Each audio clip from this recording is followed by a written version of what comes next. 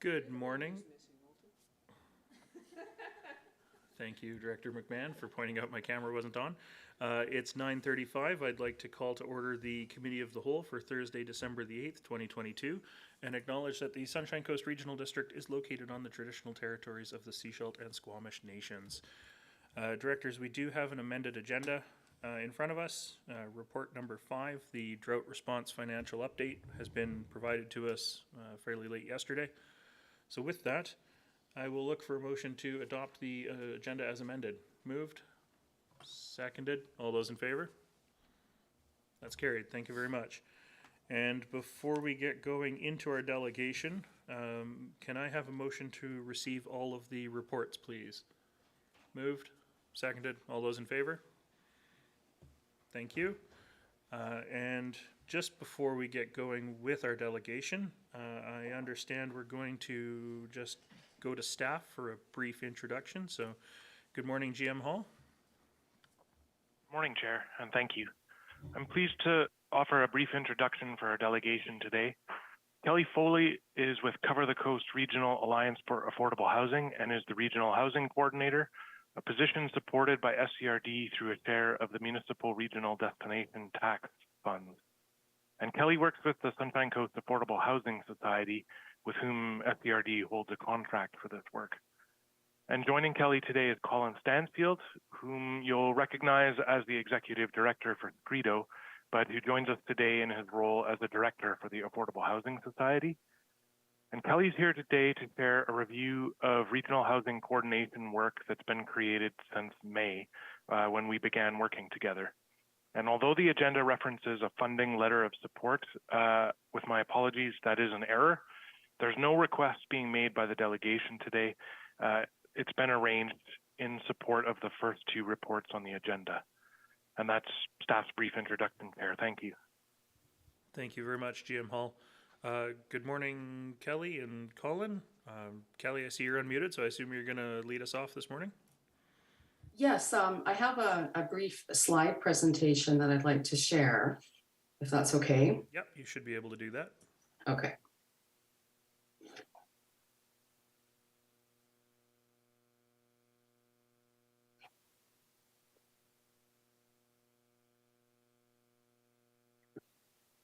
Okay, thank you everybody for giving me this opportunity to speak today.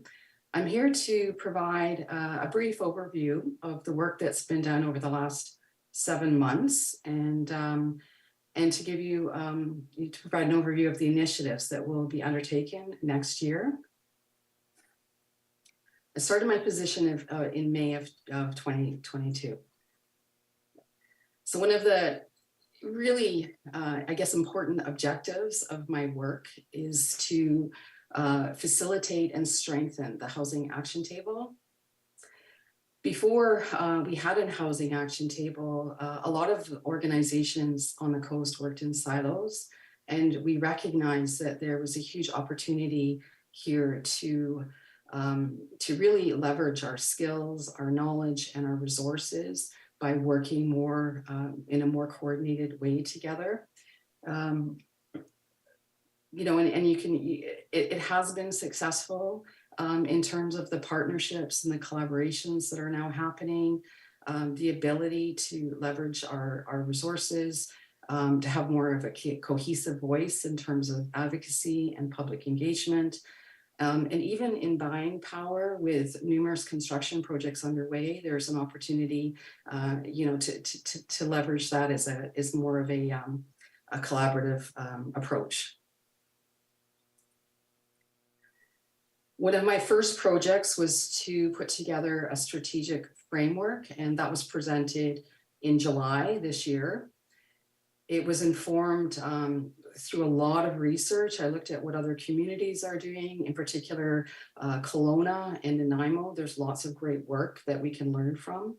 I also, you know, obviously it was informed by the housing needs assessment and the implementation framework, the poverty reduction project report that was done recently, and lots of consultations with organizations in our community. We came up with ultimately 4 priority areas: increase and protect the rental housing stock, increase in community housing and those wraparound support services, expand, integrate, and connect home support and rental subsidy programs, and support the work that local government is doing. Out of this has come the Housing Action Plan, and you have a draft of it in your agenda. There's a few important principles that I want to speak to here.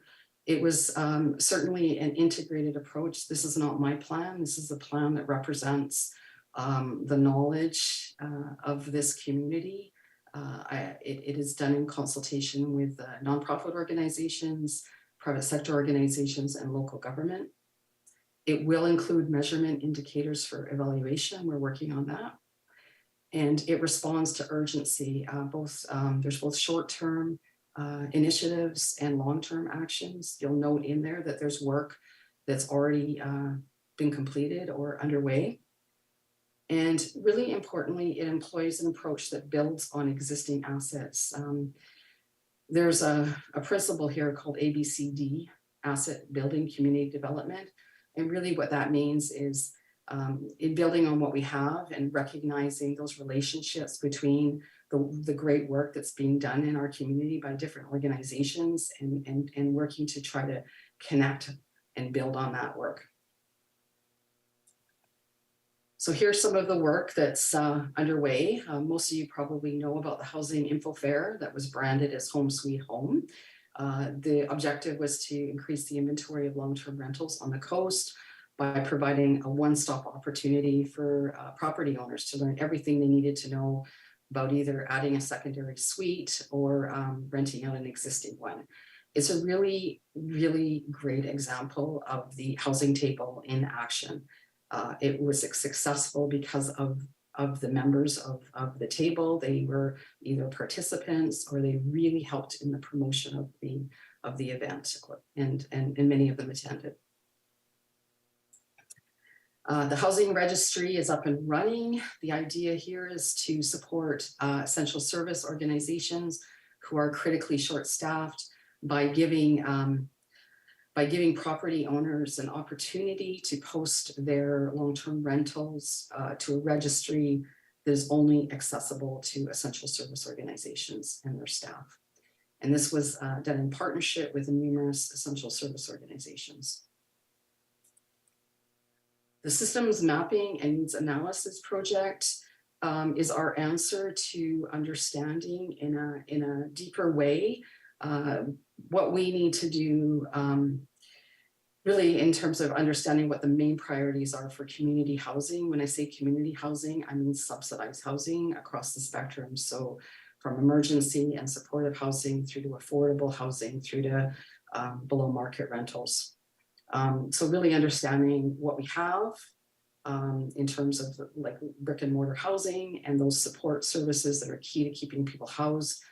What are the actual needs in the community, the most urgent needs, the gaps, and what are the key levers?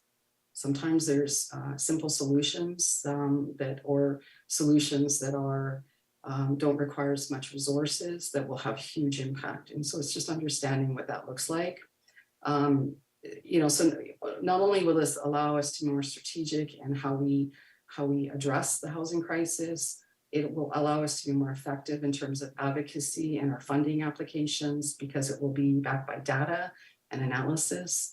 We can use it as a measurement tool to look at the outcomes of policy and programs. And the front-facing part of this program will be a resource directory. So it will improve accessibility for people in our community to access services. Ongoing work is developing a resource hub to support and build capacity in the nonprofit sector.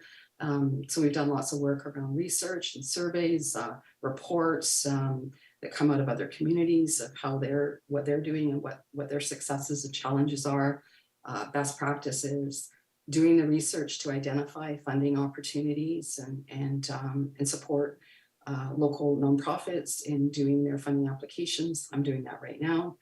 And just making everyone aware of what's going on in terms of local initiatives. And this is being shared, on the website, social media, We have our monthly meetings, and we have a newsletter that goes out regularly. In terms of looking forward for the next year, really it's facilitating the work outlined in the Housing Action Plan. As I mentioned before, the Housing Info Fair, we're going to do a virtual version of that. So work is in process already to create an online version of that. And we are planning on having an in-person event again next year. The housing registry, it's really just refining it and looking at ways that we can apply it to other populations potentially. Systems mapping and needs assessment will be presented in May of this year. There's lots of work to support our local government in the work that they're doing. We're going to facilitate the development. We're going to have a project a project working group. The idea of this is to create a team that has that expertise to support nonprofits in those very early stages of developing their housing projects. I'm working with the Resource Center right now to put together a project plan for ways to better integrate and connect those home support and rental support programs. Lastly, but very importantly, is building on the work of the Sunshine Coast Homelessness Action Committee and really supporting them in their capacity building and creating an action plan for them. So that's it. Thank you very much for that insightful presentation. Directors, do you have any questions for Kelly or Colin? Director McMahon. Oh, I have tons of questions. I attended the housing fair, which was great, and I'm looking forward to the online portion of that so that we've got the information going forward. And also really like the housing registry. I already sent one person there, but I look forward to some information I can share with the community. One of my biggest concerns about housing is the hidden housing market in the rural areas that we have no handle on, basically.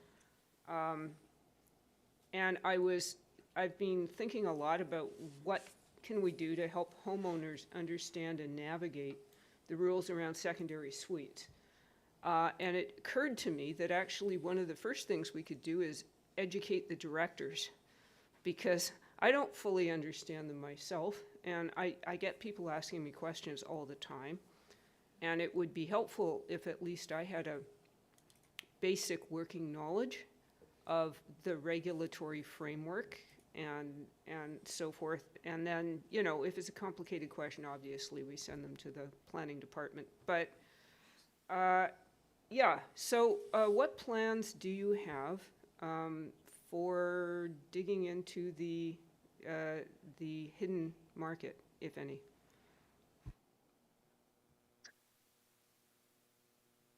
I just want to make sure I understand, when you're saying the hidden market, you're saying people that have secondary suites that are not renting them, or they are renting them, or both? Like, people who have suites that they are renting, but we have no inventory. We don't know where they are. We don't know how many they are. We don't know what condition they're in. Many of them probably don't meet building code requirements or what have you, and people are reluctant to inquire because they're afraid of triggering a bylaw investigation. So yeah, what can we do to support that market? Because it's a huge part of the affordable rental market on the Sunshine Coast. that's an interesting challenge, Donna. I'm not sure, because of people's reticencies around coming forward. I'd have to give that some thought. Thank you. Yeah, go ahead.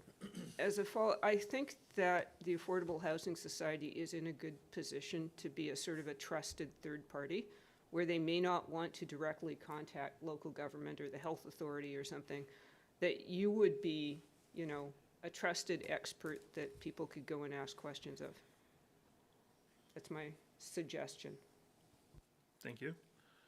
Anything else from the other directors? I don't see any hands up.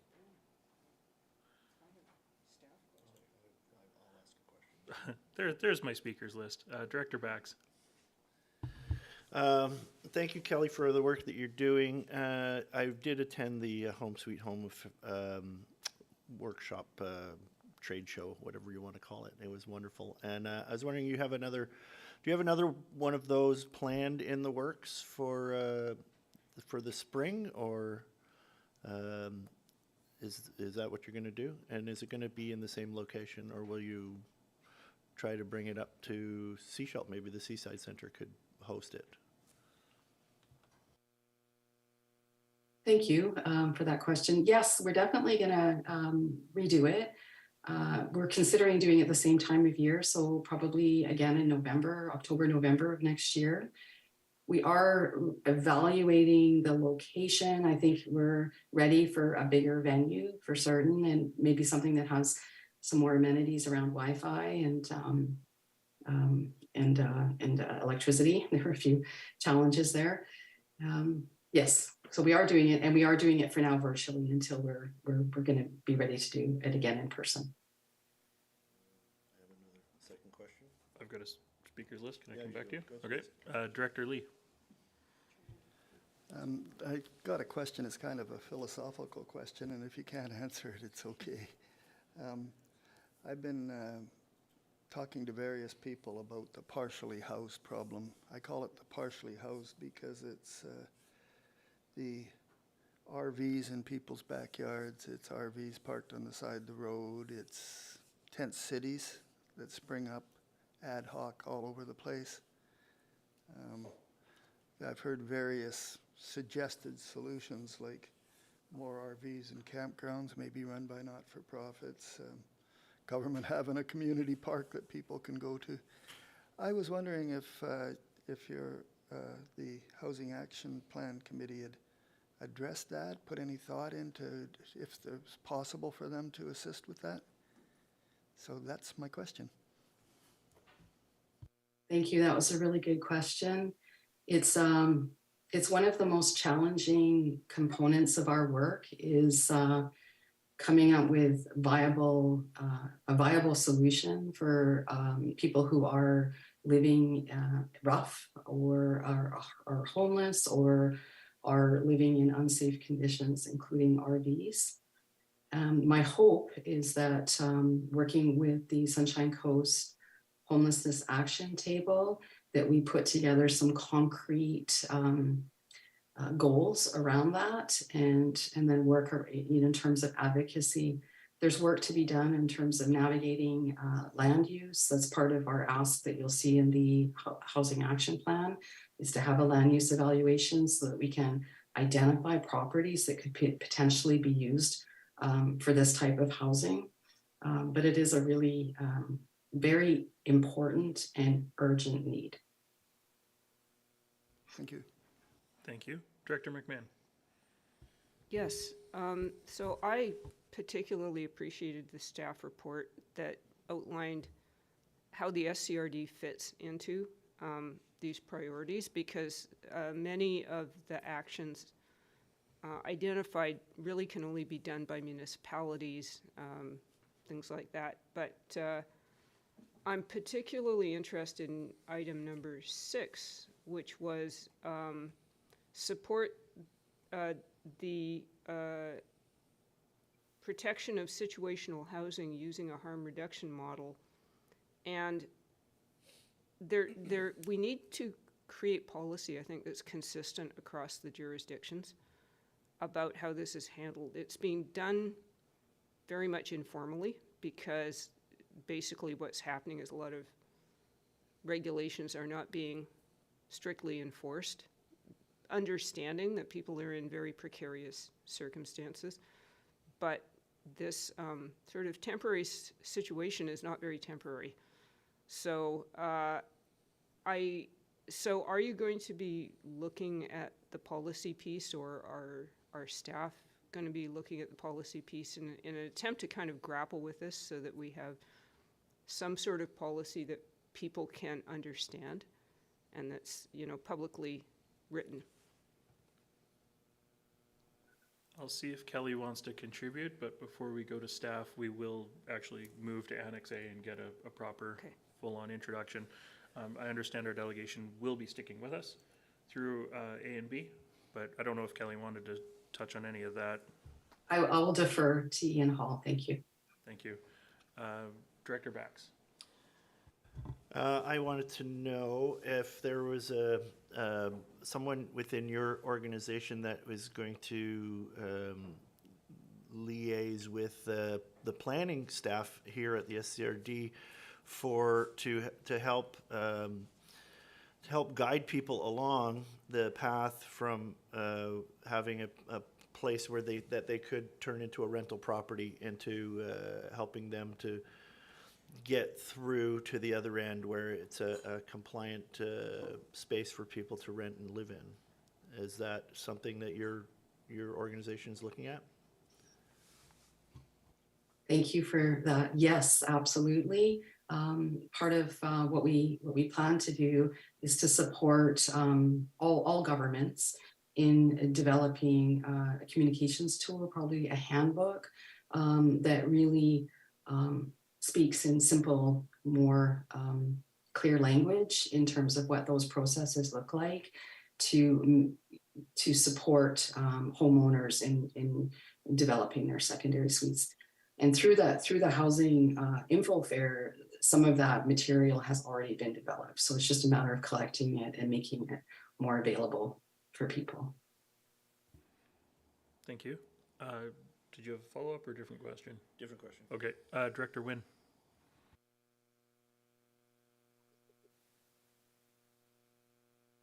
That one. Hit it twice. Thank you, Chair. Just a clarification question then. So your organization and the role that you fill is that's on a regional level. So you're representing the town of Gibson's district of Seashelt government nation. So there's no counterpart for you in any of those other jurisdictions. So you're doing your job representing the entire Sunshine Coast. Is that correct? Yes, that is correct. Okay, thank you. Thank you. Director Bax. I just wanted to touch on the subject that Director McMahon brought up earlier, that there's a proposal at the Union of British Columbia Municipalities that deals with that's been accepted and endorsed through them, that we're awaiting on a response from the province as to trying to create a guideline for making recreational vehicles habitable year-round. And so that's I think, an important piece of the puzzle that we're hoping to have something concrete to come back from the province early in the new year. So I'm really hoping that and as far as this list of 7 action items that you put together, we were asked to think about. Not there yet. Okay. Anyway, it is the number 1 item for me, is the support of the protection of situational housing. And thank you for your work. Thank you. All right. I don't see any more hands up. So now we will move into Annex A. And I look to GM Hall. Are you going to introduce this? Yes, thank you very much, Chair. As the delegation explained, our housing coordinator has prepared a draft action plan, and this includes input from both local government planning staff and, importantly, from all coordinating members and actors that form the Housing Action Table. And the report that is provided to the committee has brief analysis of the actions that are focused on local government and recommends referral to municipalities and First Nations with a commitment from staff to report back. And from staff point of view, we're prepared to recommend support for all of the actions, but do acknowledge that there are technical, legislative, and geographic questions on which input from member municipalities and First Nations can help guide our way forward. Thank you very much. Thank you, GM Hall. So in looking at the recommendations on the report today, the first and that, the SCRD board provide direction on priority actions to move forward with the recommended actions. Are you looking for us to attempt to prioritize these today or pick a top couple, or is that something that's going to flow naturally through the referral process? Thank you, Chair. Excellent question. I think from staff's point of view, unless there's anything that stands out as being an especially high priority, or there's an item that the committee wishes to be deprioritized at this time, then the further input that would be received through referrals should be sufficient for us to bring back recommendations that respond to those comments and any that the committee might offer today. Thank you. Okay, thank you. Director Bax, do you want to go first? How would you like me to do this? Like, I mean, you can just speak to the priority points that you feel the top couple. yeah, so I looked through the priority, my personal priorities for the action plan that you've put forward, and I'd have to say that number 6 is my first priority, the protection of situational housing. And I positioned number 3, the support the development and protection of private secondary suites, I think, as my second priority. Strengthening the affordable housing reserves is my third. Undertaking. There was another point. You want me to continue? I think it's important that today we just sort of keep things at there's 9 of us. Right. So to go through our specific orders for all 7 items 9 times would be a little tedious, but I think the top couple priorities for each director, if they're willing to share, would be valuable for staff. But yeah, otherwise. Okay, I think you get the idea is that I think it's important that my position is that as a government, we are here to help people that can't help themselves. And I think that we've prioritized that within the housing push. We're gonna be doing our best job. Great, thank you for that. Director McMahon. Right, I'm going to do a little plug here for a lunch and learn for directors on secondary suites in rural areas, because it's complicated and it's confusing. I too think that items 3 and 6 are the highest priorities, but I also am interested in item 4, attainable home ownership. It's not easy to do in the rural areas, but there are a few occasions where there may be some interesting developments coming forward. For instance, there is a mobile home park being built in my area, which is the first new one on the coast in decades. And that's a pretty attainable housing option for a lot of people. So those ones are the ones that stand out to me. Thank you. Thank you, Director McMahon. Director Lee. Thank you, Chair. I've read this several times, and I think for me, I like the priorities they got. They're all good priorities. I think for us, though, as the regional district, we needed to take ownership of what we can do. And I think the priority 4 looks to me to be directed straight to us. And so if we were going to make any recommendations, I think we would say priorities 4 is ours, and let's get with it. So that's my comments on the thing. I'm not ready to make a motion yet, but that's my thoughts. Thank you, Director Lee. Director Lumley.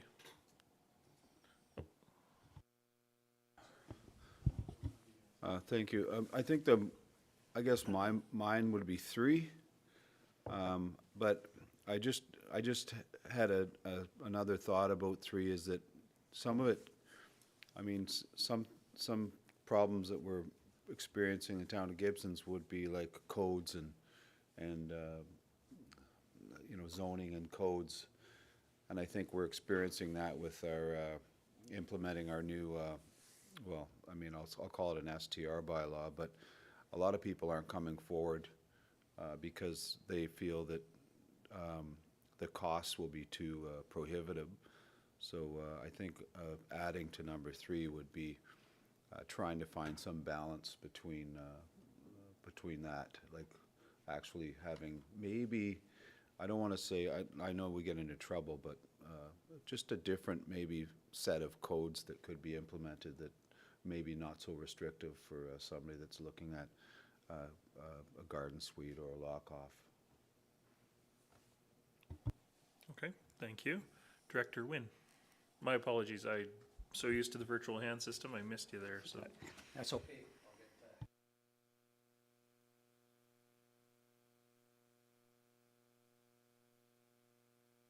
Sorry, it keeps turning off. I turn it on, it turns off. Yes, thank you. So I took a somewhat different approach in looking at these proposed actions, and I tried to look at it in terms of time frame, how long it would take to implement some of these things.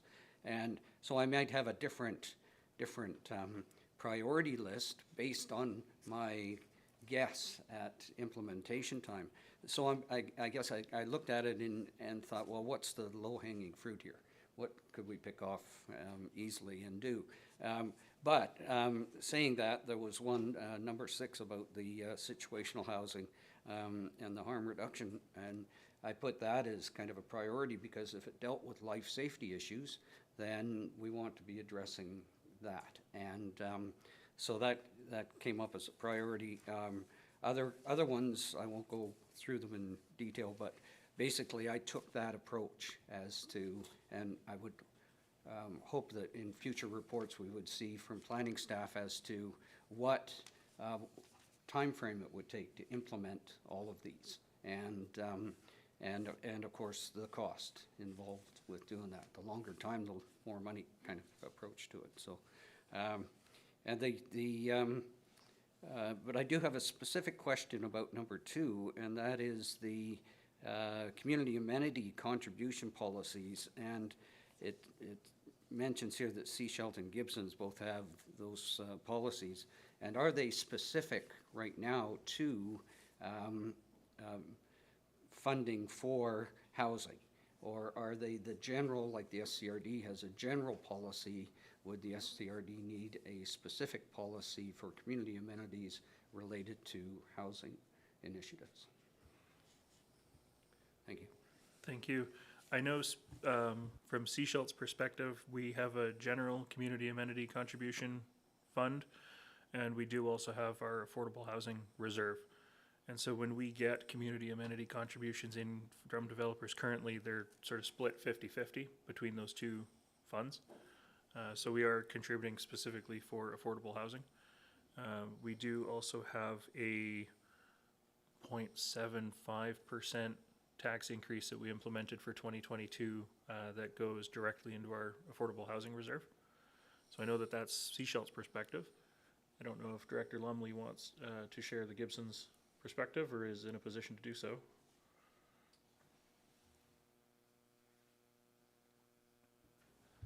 Yes, it's pretty much the same as far as any development with respect to like the amenities package always has. We have a policy which is based on the development itself, and they're going to pay for into the affordable housing, basically trading off for a lift in zoning.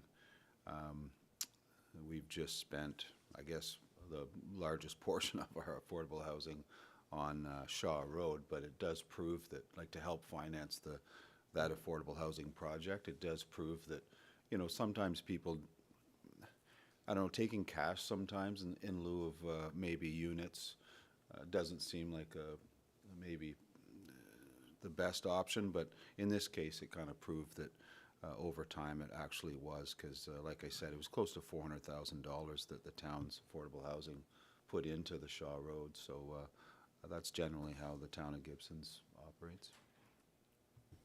Thank you. And I don't know if GM Hall wants to speak to the regional districts, CAC policies, or any opportunity that there might be within the regional district structure. Thank you, Chair.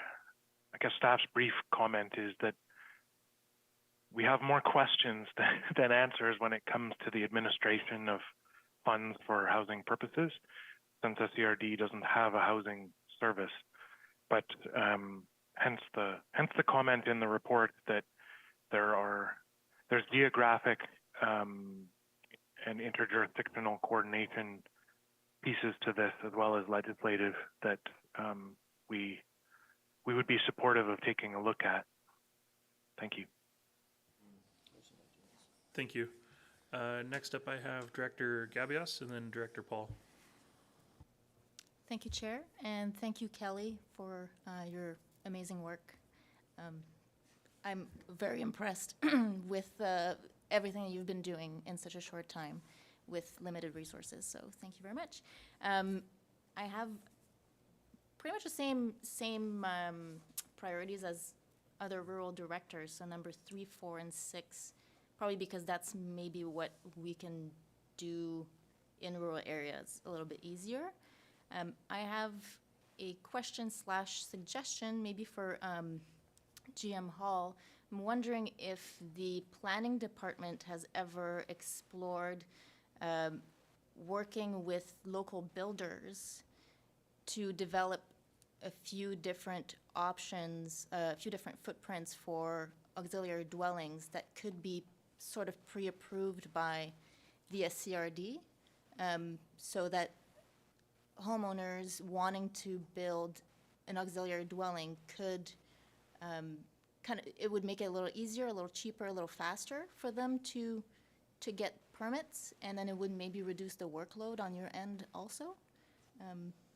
Anyways, just thought I'd throw it out there. Thank you. That's a great question. GM Hall? Thank you for the question. Rather than frantically scrolling through the action plan to refresh my memory on whether that is in the final draft or not, yes, it has been considered.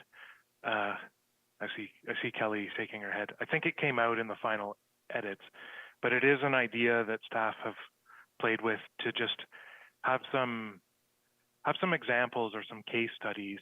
Not that we would be recommending a specific solution, but to demonstrate that there are kind of pre-designed options in the market that can simplify that process. Thank you. Great, thank you. Director Paul? Thanks, Chair. A couple questions and kind of comments, whatever stuff. I agree, number 3 obviously supports the short-term,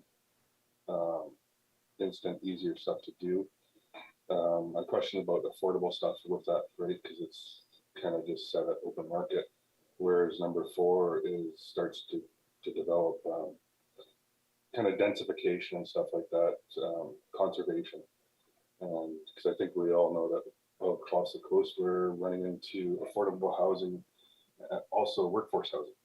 So some of that stuff could be incorporated. And the last question would be, is conservation part of this whole process too? Because obviously we all know that there's the water problem too, and we don't seem to be talking very much about increasing the conservation. It's just more supply, and if you add more houses, there's more supply. And I think some of that stuff has to be addressed as part of that more consistently. Thanks. Thank you. So the question is conservation a lens that's being applied through this report? You started to get quiet there at the end. I'm sorry, Director Paul, but I think that was the gist of the question. GM Hall? Thank you. I'll check my understanding. If the question is about conservation of existing housing stock and housing options, then yes, that's very much in scope. And staff are hearing that lens in the priorities that the directors are mentioning as well. Thank you. I think, and I'll look to Director Paul, but I think the question was more about environmental conservation as we as we look at building additional units, right? I heard water referenced specifically, but I'm sure there are other elements to that. Is that correct, Director Paul? Yes, correct. It's just like I said, we're trying to increase housing, but at the same time, none of this is mentioning conservation restrictions or improving those kind of policies and stuff. I mean, going to the website, it's very low on rainwater harvesting and stuff, right? Like it's $1,000 for probably a $5,000 or $10,000 system. So I don't think anybody really really goes for that or whatever. But yeah, and then just the workforce housing, if that's part of number 4 too, like it's support purpose-built long-term rental stuff. So I do know that from some committees of the hospital and stuff, like the nurses and stuff, you see that on social media, on websites, that the nurses coming up here for training and stuff don't have access to residents. So that's another huge problem. But so purpose-built thing starts to see a bit of densification too, which can help out on that thing as long as it's built with conservation in mind too. Thanks. Thank you. Jim Hall, I don't know if that... I take note of the question. Thank you. There are a number of parallel policy pieces that are being worked on, including the regional water strategy, the OCP amendment lens, and updates to our subdivision servicing and water rates and regulations bylaws that certainly can be integrated with the work that's described here. And on the workforce housing piece, my immediate thought goes back to the housing registry work that Kelly and the Housing Action Table have advanced. Thank you. Thank you very much. I'm going to go to Director Henderson because he hasn't had a chance to ask a question, and then Director Wynne. Thank you, Chair. I'm going to suggest that from the regional district's perspective, of the 7, I think our primary focuses should be on 1 and 7. What's missing from this, is the partnership with the private sector, because everything else we're talking about requires the private sector to be involved in building the stuff. So I echo Director Gavious' comment. We need to engage with that segment of our community. I'm a little concerned that Cover the Coast, the representation does not appear to include any of that very significant part of the solution. So everything else flows from undertaking an assessment of what we have to provide to make the various forms of housing more affordable, more achievable. But I think we're missing that key part, that there's a lot of people that need to be incentivized, and the words are in the report, and it's a big word for me. We need to figure out how do we incentivize others to do things, because speaking for Seashell, our affordable housing fund is $75,000 maybe at this point, so it's hardly, it's not enough to do anything in a meaningful way. We need the partnership with the private sector. Thanks. Thank you. Director Wynne. Thank you, Chair. Actually, Director Henderson raises a good point about the funding, and that's actually a question is, and maybe Kelly or GM Hall have come across this, but it's a real estate excise tax for affordable housing. And I'm looking at one particular jurisdictions, and they impose a 0.5% excise tax on the sale of real property. And now, how that would be implemented at local levels, or is that at a provincial level?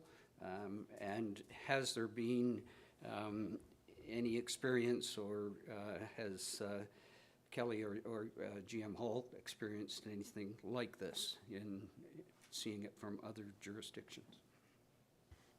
Thank you for that. I will look to Kelly and GM Hall to see if either of them have comments on that. I am not aware of applications of that tax, but I'll certainly do a deep dive and a review of it and report back. Thank you. GM Hall? No further comment, thank you. Okay.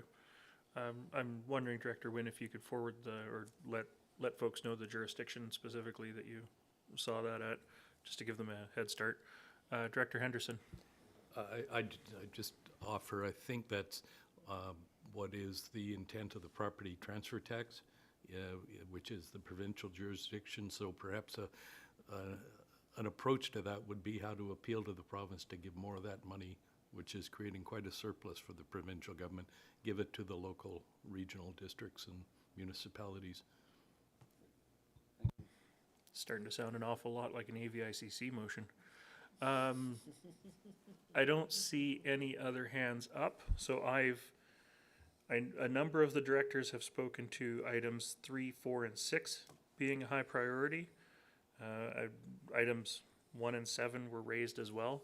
I don't know if staff would like us to make specific recommendations on particular topics, looking to GM Hall, or if the conversation has been enough to capture the committee's priorities. Thanks for the check-in, Chair. Staff took notes. I think we're good. Thank you. Okay. So that being said, I would look for somebody to move the recommendations on page 1 of the report. Moved. Do I have a seconder? I've got seconders. Thank you very much. Any final comments or discussion on the motion? If not, I will call the question. All those in favor? That's carried. Thank you very much. Moving on to Annex B, starting on page 23 of the report. Municipal Regional District Tax, MRDT, Online Accommodation Platform Funding, 2023 approval for affordable housing plan. And back to GM Hall. Thank you, Chair. So a decision about the use of the funds that are shared to SERD through or from the municipal regional destination tax is needed. The funds available that were flowed to SERD in 2022 total $76,997. And this item was referenced in the pre-budget packet that the Finance Committee saw earlier this week and was advanced to round 1. And direction at this time is being sought so that staff can prepare next steps, including documentation required to be submitted to the province and as part of creating 2023 work plans. But to be clear, the decision being sought now is just a confirmation to refer this to the budget process. Thank you. Thank you, GM Hall. Director McMahon.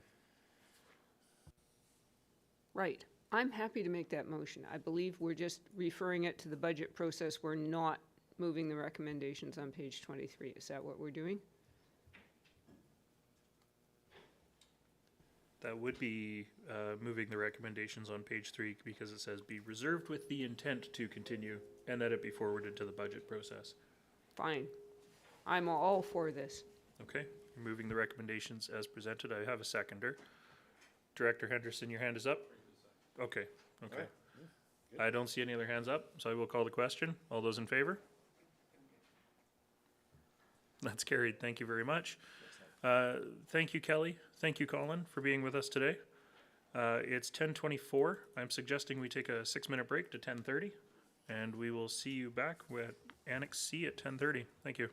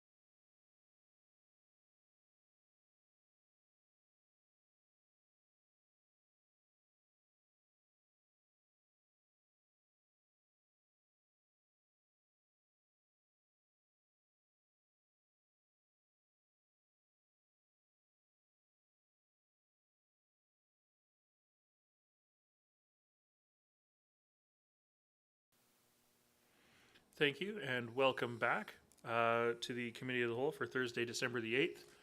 I believe we have the wrong image being shared out to YouTube at the moment, but staff brought to my attention that we accidentally skipped over the drought response plan financial update, so we are going to go back to that. That's item number 5. It was the late addition to our agenda.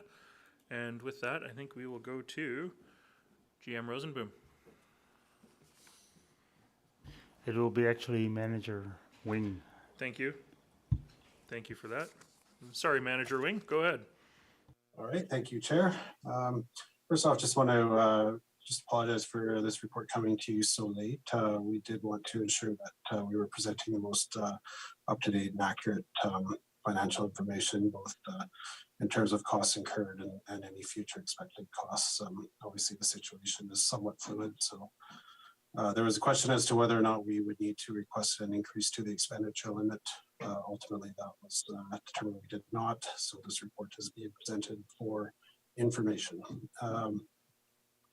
With that, I'll just provide a quick summary. On October 13th, the board approved expenditures of up to $550,000 related to response for the emergency drought response.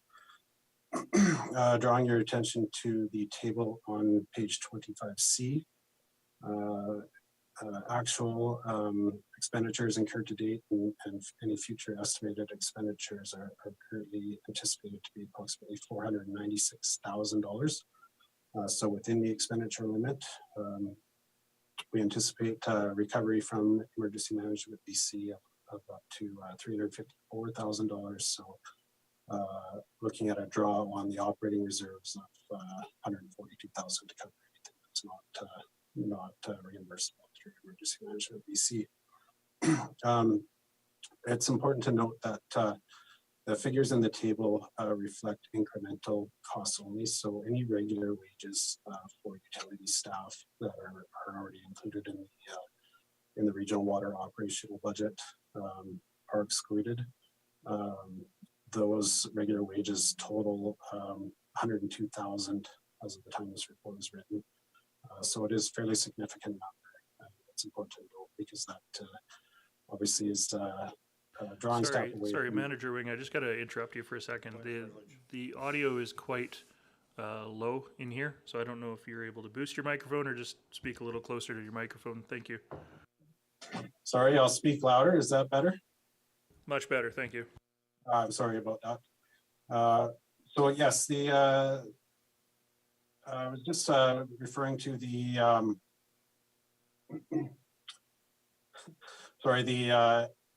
the regular wages of $102,000 that aren't included in the numbers presented, and that just reflects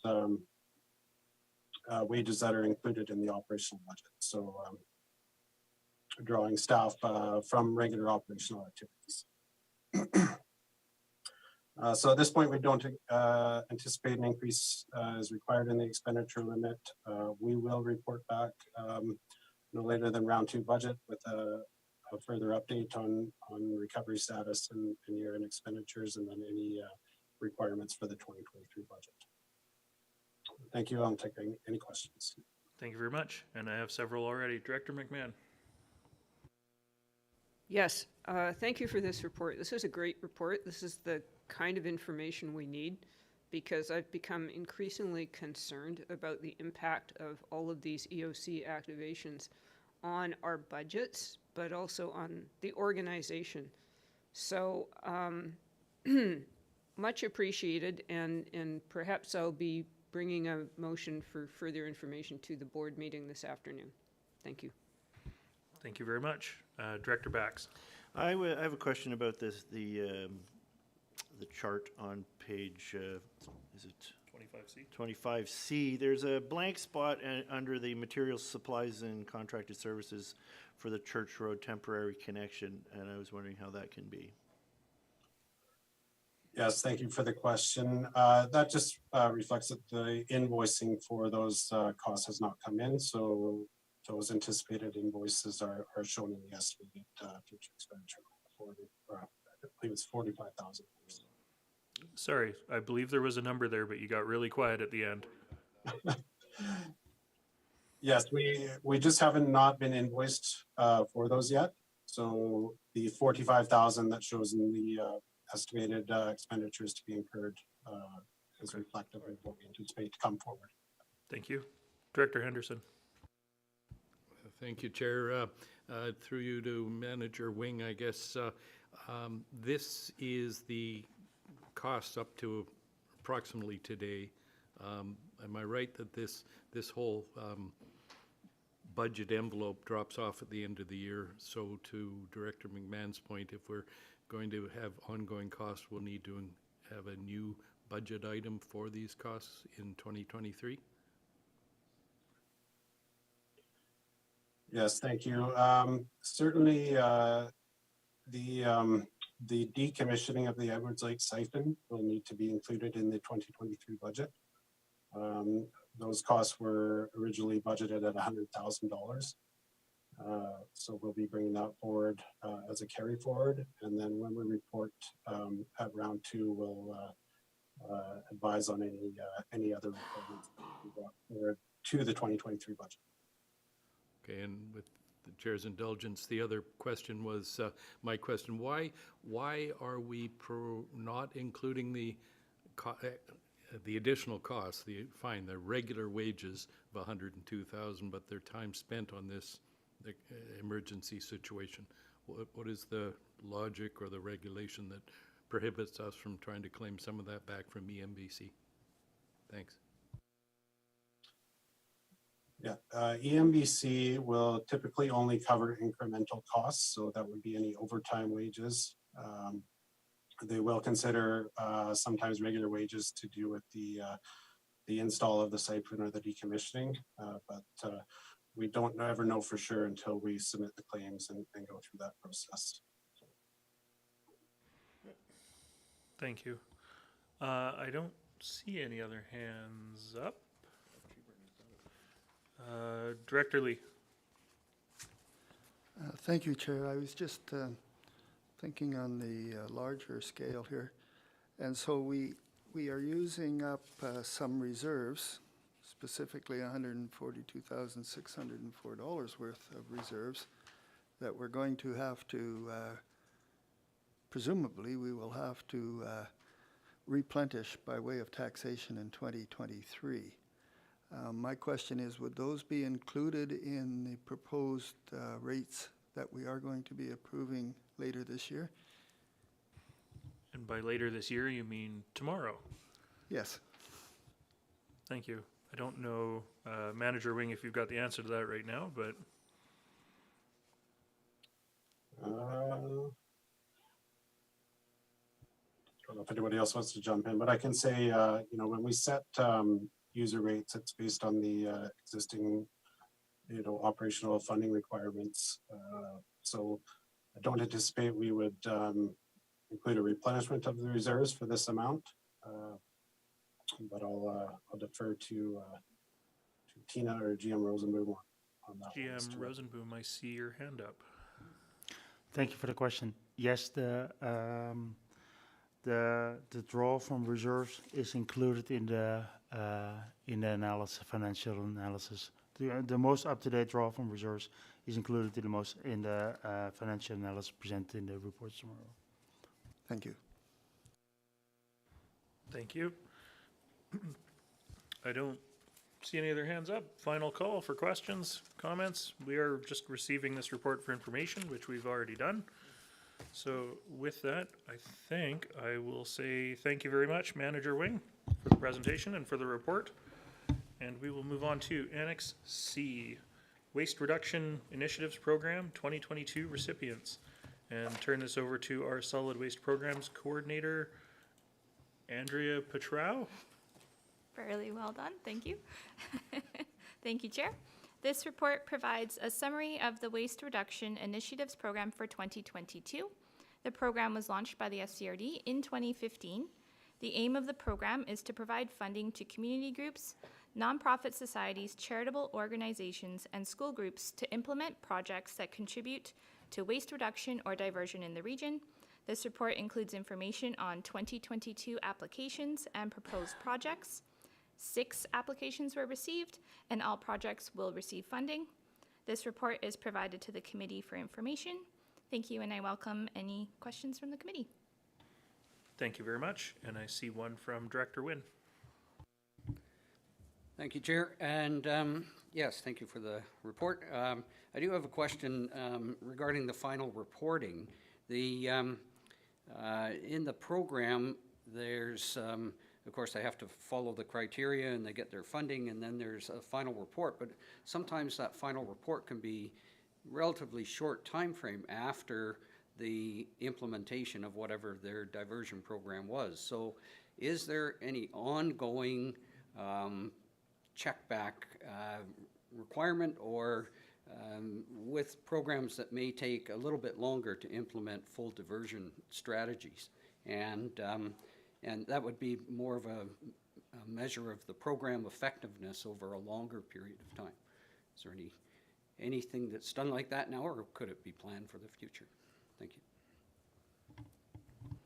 Thank you for the question. We typically follow up with the recipients through the life of that year's program.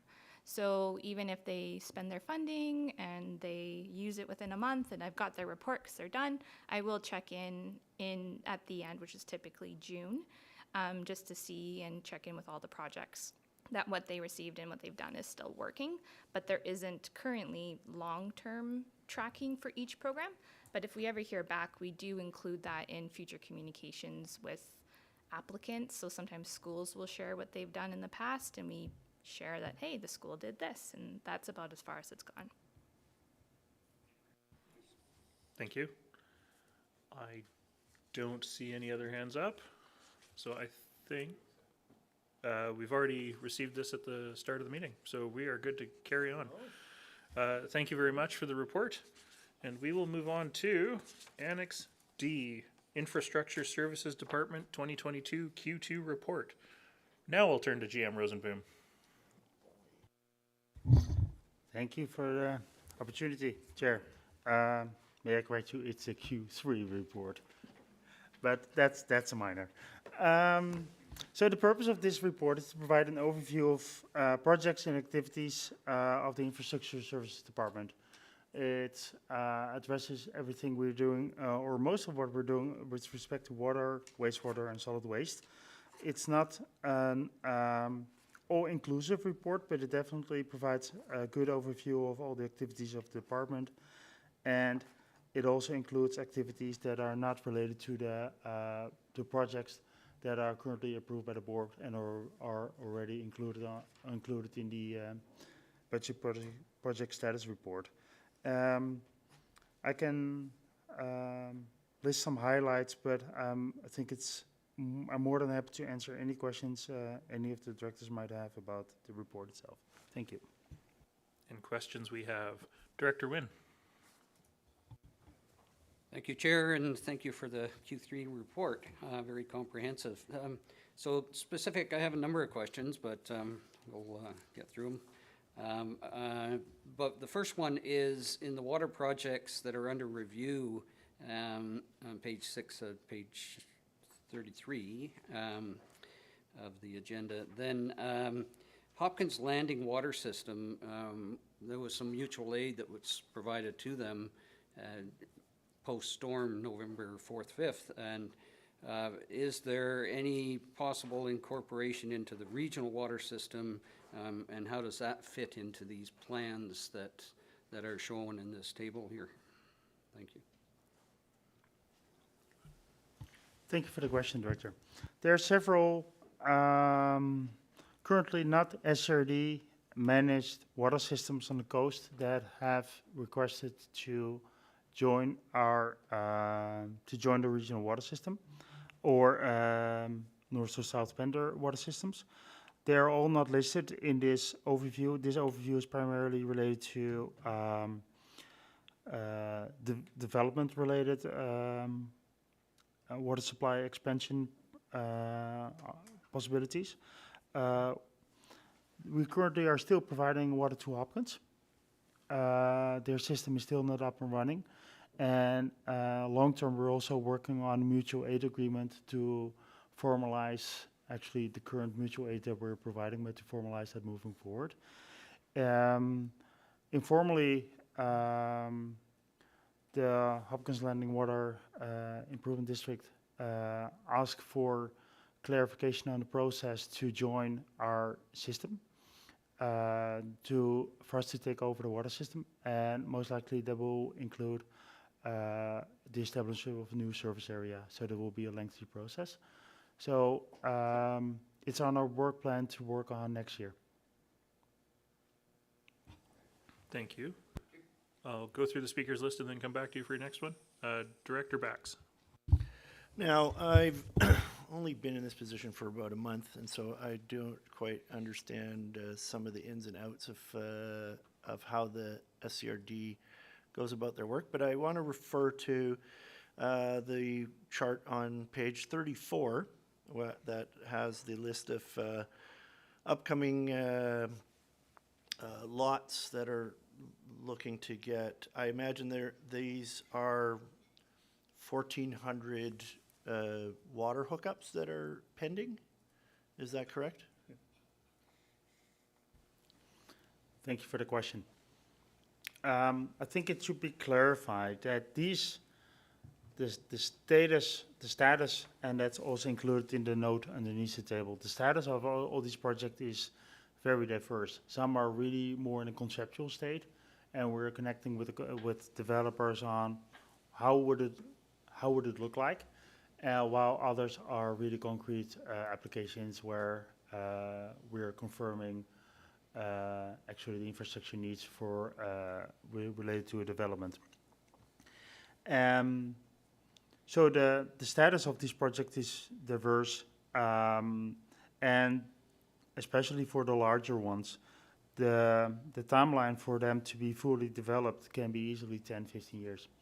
Okay. So it's not that there's an immediate, that this is an overview of the ones that we're currently the developers are currently planning to develop in upcoming years. For example, the larger one, the Barnacle Avenue in the Seashield, that's a very conceptual stage. There's no application yet even submitted to the district for that.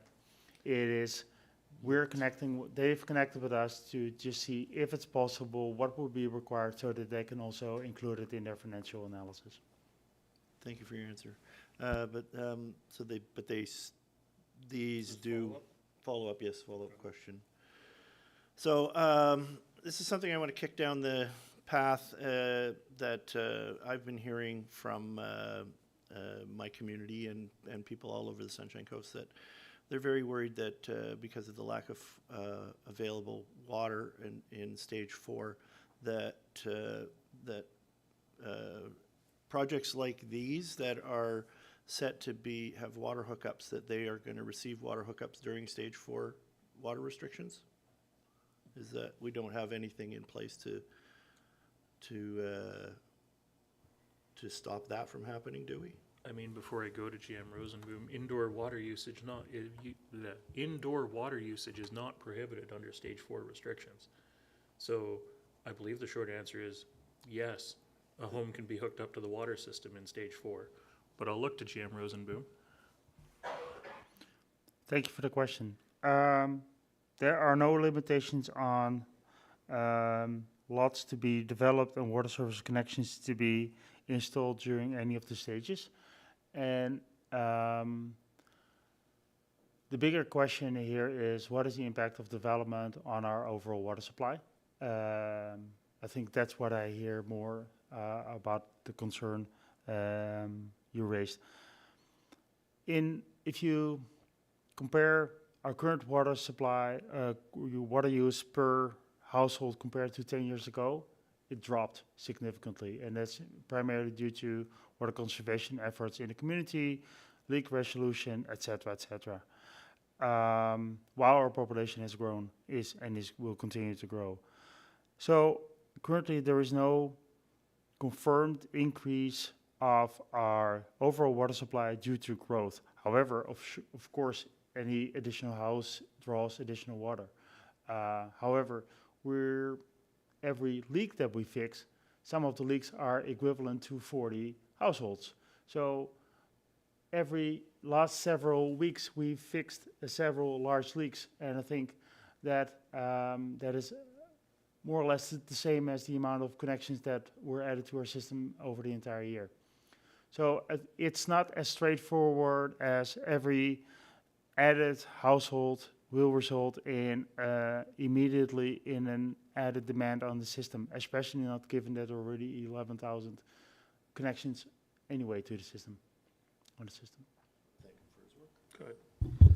Well, thank you for your answer, and thank you for the hard work that you and your staff are putting in. Director McMahon. I have a somewhat related question. So the table on page 39 showing residential water use shows that we are this fall pretty much on track to have very similar average water use to last year. And I also have the October and November numbers because I received my water updates from the SCRD. Thank you very much. But I understand that the actual volume going through our water treatment plant right now is significantly lower than normal for this time of year, like 20% lower. But the residential use appears to be much the same. So where is the savings coming?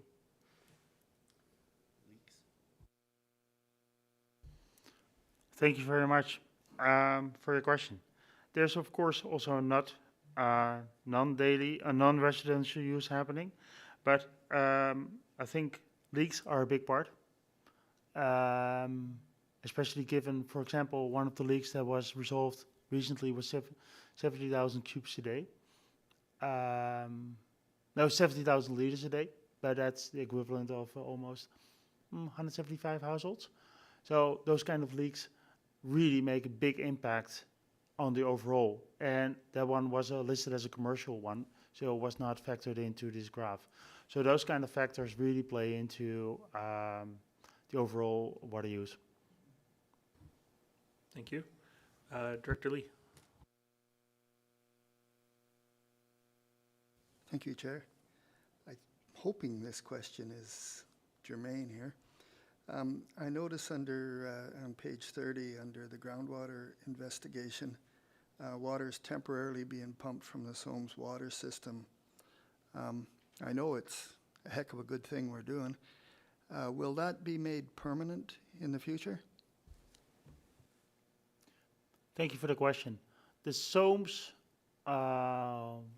the pre-existing Somes well is drawing from the same aquifer as the Grantham's well used to do, and as the Church Road, the new two wells will be doing looking forward. So they're all considered to be part of the Church Road well field as it is currently defined. So it was planned and that the Somes well was totally not being used as its full capacity. So the new project allows that well to be used at full capacity and that water to be beneficially used in the Chapman system. So that part of the Church Road well project is currently already commissioned, and that's what we're currently doing, and that will continue to be an option if required in moving forward. Perfect. I have another quick question. May I, or should I go back in the list? You got to go back on the list. I'm sorry, Okay, I got a thank fair you. number of hands here. Director Lumley, because you haven't had a chance to ask on this topic, and then Director Wynn. Thank you. I guess my question, clearly, I guess like wearing my Gibson's, town of Gibson's hat, is that I guess a little confused on the Marianne West, the RFP. My question would be, I guess the concern is that this may affect the town of Gibson's water supply, and part and parcel of that question is, why wouldn't the regional district use Waterline, which already has a 3D model of the Gibson's aquifer? I would just wonder why it would go to RFP, and I mean, I think the worst thing would be if it goes out to RFP and the regional district takes the lowest bidder or something like that, when all the information and knowledge regarding this area is already contained, or at least the basis of it is with water lines. So that would be my question. Why wouldn't that, I guess it would provide the town a little bit of comfort as well.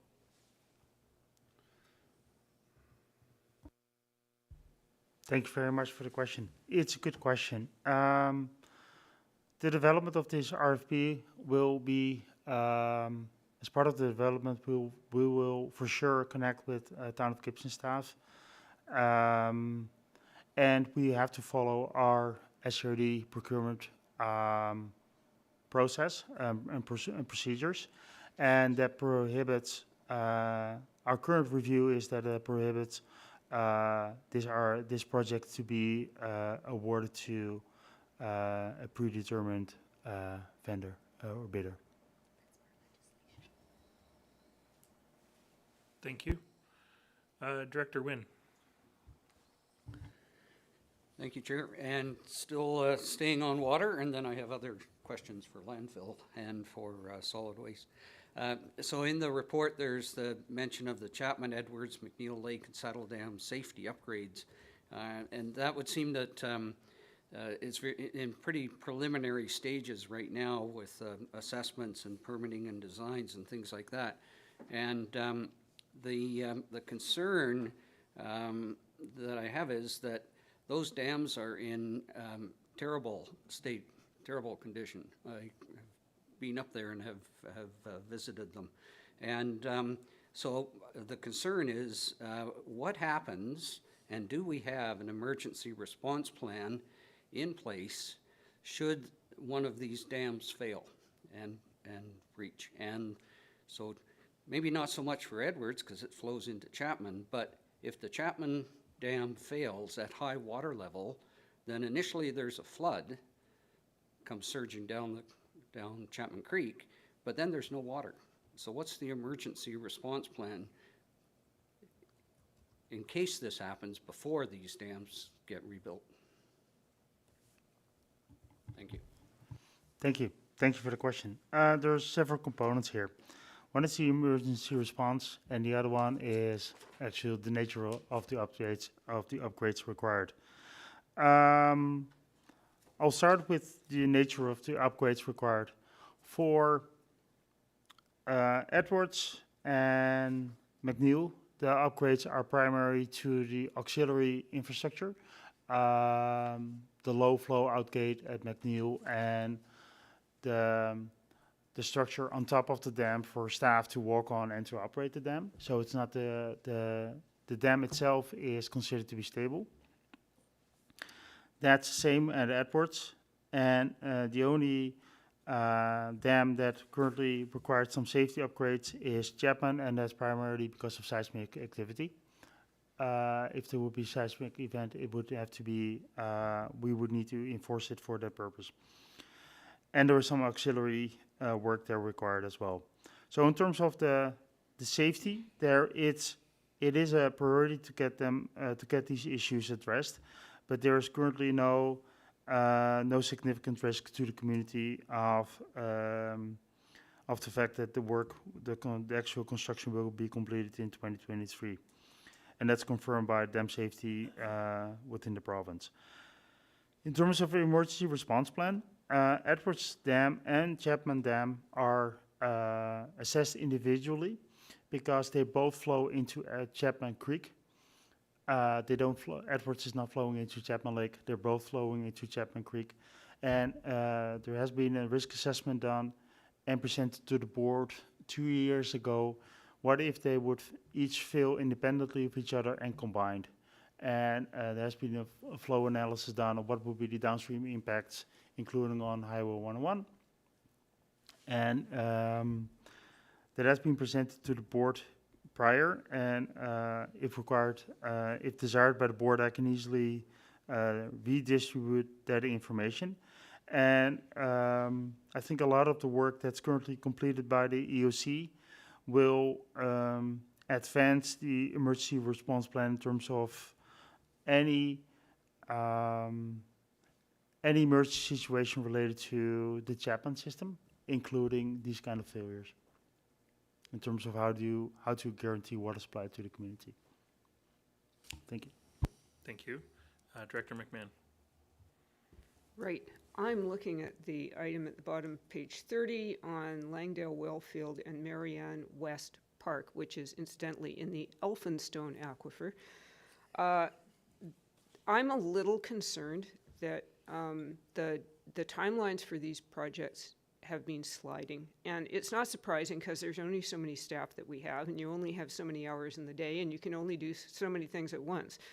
But my question is there anything that we can do as a board to resource you to move these, to expedite these projects? This is something I get asked a lot, incidentally, is can we get Langdale online faster? How can we do that?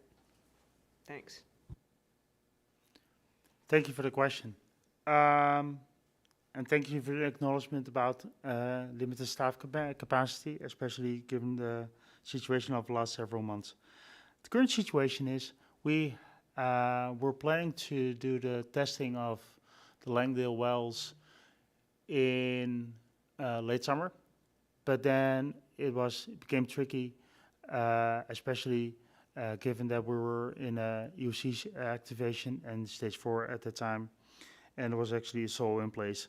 So from a public perception as well as from a staff capacity perspective, we had to delay it. We were planning to do it in November, mid-November. However, since early November, as earlier discussed, the Langdale well field is providing water to Hopkins. And for a test well to be complete, for testing to be completed, the Langdale well would need to be shut off for a period of a couple of days, and Hopkins would need to provide water to Langdale.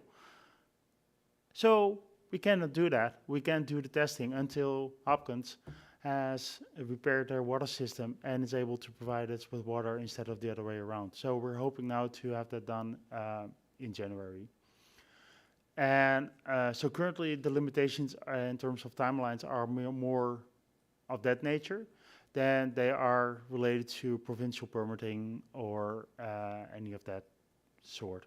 And all the monitoring has been completed. So it is doing the testing, doing the analysis, and immediately afterwards applying for a license with the province. And at the same time, we will start the outreach with the Squamish Nation, because that will be, of course, an important component here as well. Go ahead.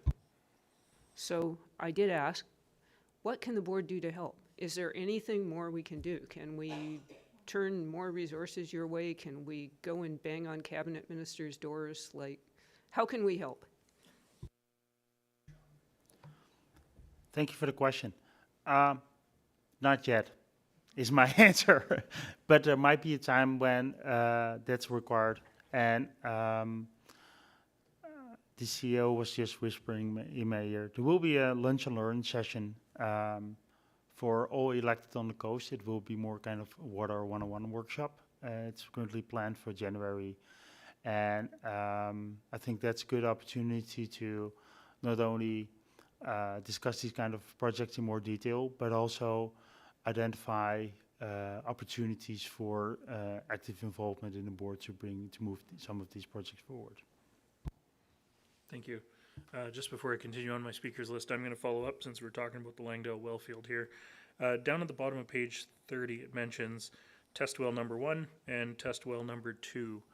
I know that when these projects were first brought forward, there was budget included to drill full-size production wells.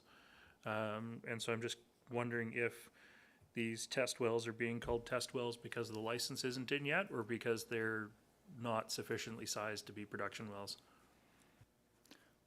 Thank you for the question. It's very good, detailed question.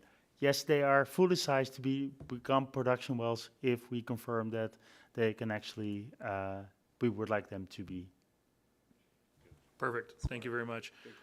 That was my understanding when we approved the budget in the first place. So, Director Henderson.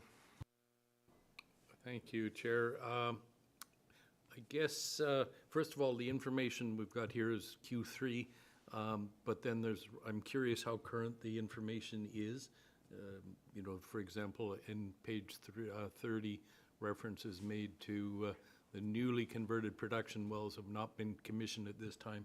Does that mean at the end of September, or are they still not? So what is the current status? You're looking at the Church Road Right, Wellfield yes. project. Thank you. Yeah. Thank you. The purpose of this report is to provide an update up until the end of September.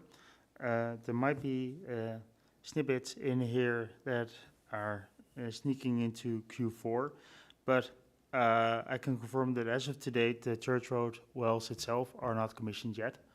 That's currently scheduled for January. So the Church Road well field is currently operating from the existing well to SOMS and not from the two newly drilled wells.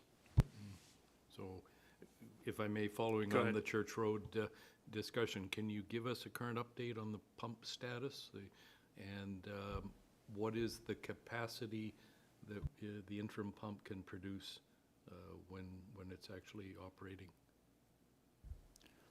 Thank you for your question. The current pump, the temporary pump that's currently in place, can produce about 15 liters a second, while we have a license for the entire well field to produce up to 74.5 liters a second. Thanks. Yeah, and then the pump, the mythical pump that we're still waiting for the full operation, is there any update on when that will be in our hands? The commissioning of those pumps is currently scheduled for January, early January. So, Because the equipment hasn't arrived yet. The equipment, the motor controls are due to arrive next week Friday. I don't know the time yet, but they will arrive next week Friday in Vancouver. Christmas. So staff will work with the contractors, most likely over Christmas, to see how we can get them actually commissioned and get the approval from Vancouver Coast Health and the province to fully commission the project late January. Thank you. Thanks. Director Bax. Will there be some type of breaking a champagne bottle over the equipment to initiate break this? It's just a wonderful thing that you've been doing down there on at the Church Road project. That's great. I wanted to take a look at some of the charts we have. There's a chart on page 39, which talks about the Eastbourne well water use through that's on Keats Island, and it's a kind of an outlier to the other water use charts in that this year their water usage is I know that they're getting a new well at some point in the near future, but they're still using over average amounts of water this year. Has there been any kind of and I understand on Keats Island it's a lot of temporary summertime residents. Is there some type of education outreach to the citizens of the Eastbourne system to try to conserve their water use? Thank you very much for your question. The average use by a resident on Eastbourne is, from top of my head, 1/5 or 1/6 from that of the Chapman system. So their consumption is already extremely low. So this is primarily the result of a number of people, not of use per household, because that is not on the average of towards 400 or 300. I think that's 100 something. So it's far below. So water conservation is on top of mind, but if you just have a lot of people present, and what we hear is that there's more. What the sense I get from talking, or the messages I receive from people involved in managing the system, is there were last summer there were just a lot of people on the island, and even per residence there were more people present, and that's what this is reflective of. So yes, they are there. We're doing what we can to increase the water awareness, but it's also very hard to connect with people that are only staying on the island for a week. So that is definitely a challenge we have there. But ultimately, their tank on their property is empty. So that's ultimately what will limit their water use. Thank you, GM Rosenboom.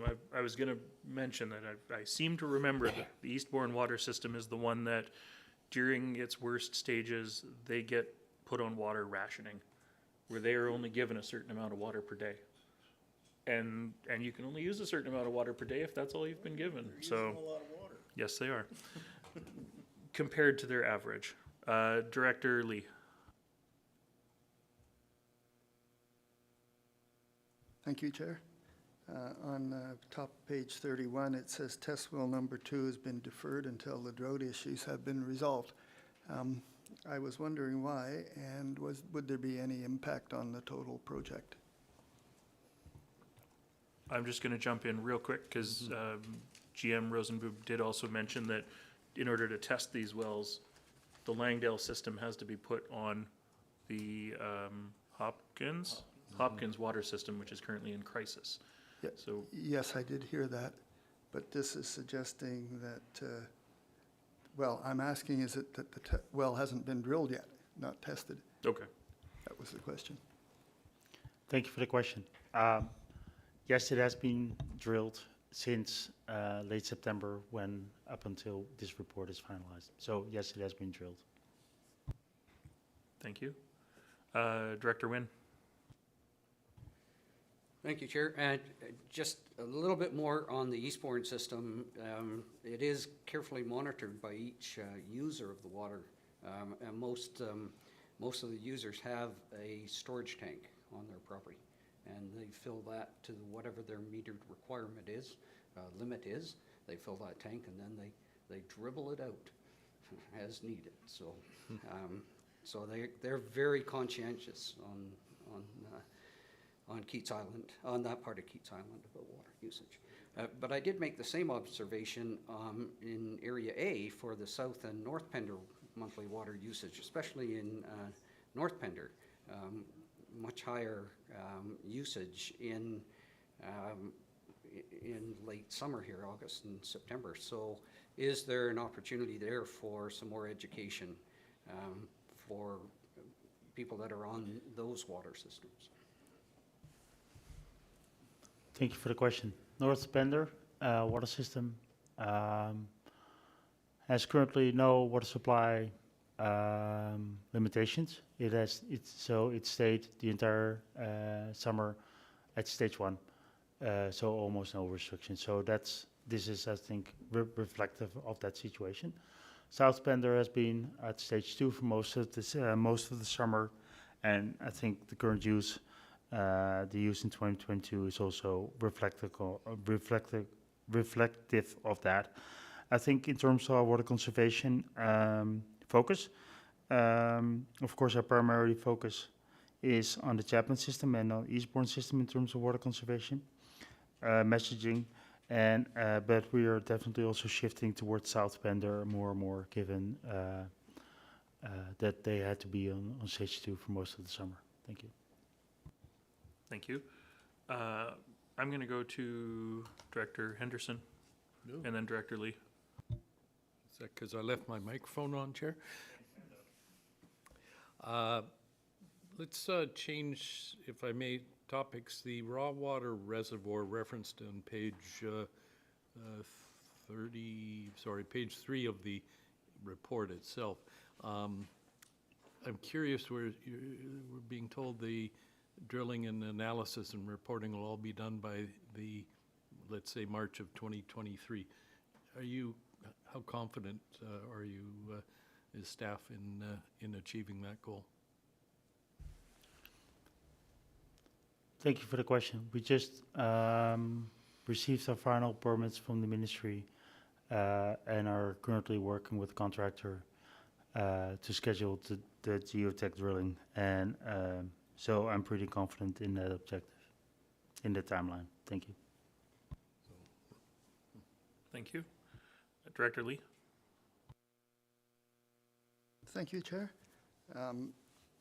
I believe South Pender is a licensing issue as per volume, not a raw water issue. Do we have an application in for an increase in the water license? And if so, when do we expect that we might get an answer to that so we don't have to do that again? Thank you for the question. It is a twofold one. Initially, stage 2 was declared for the South Pender system because we have there's an existing limit in how much water we can draw from the lake.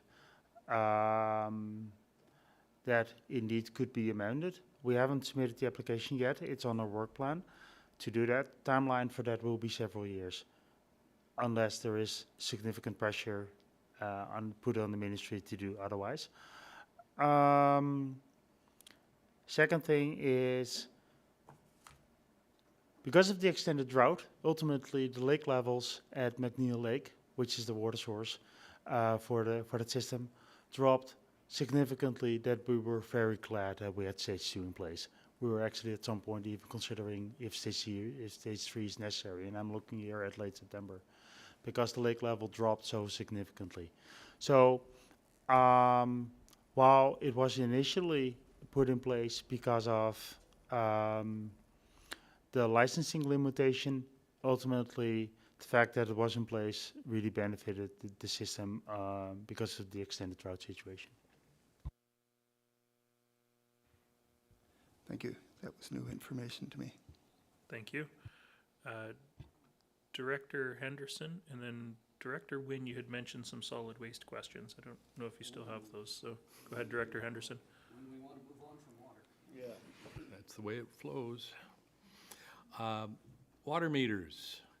We are looking at getting the contract awarded, I read, in early next year, but all we've heard about over the last year or two is increased costs and delays.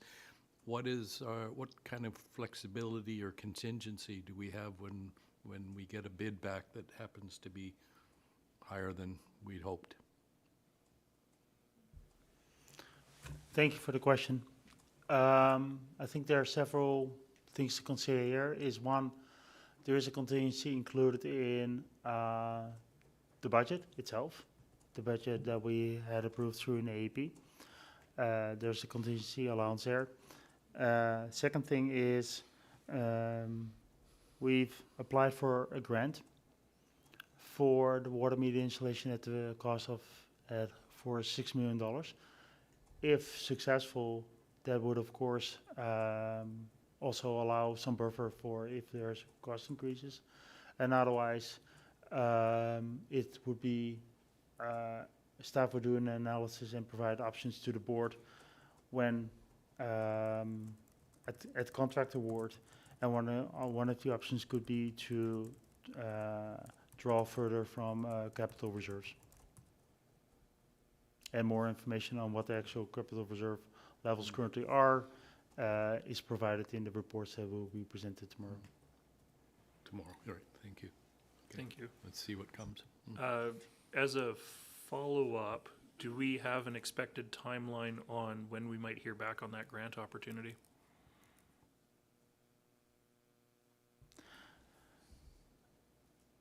Black box is my answer to that. You didn't hear you. It's a black box. Oh. It's you submit and you don't hear anything back, and Christmas. you hear back when you hear back. However, with this grant opportunity, we can start to work prior to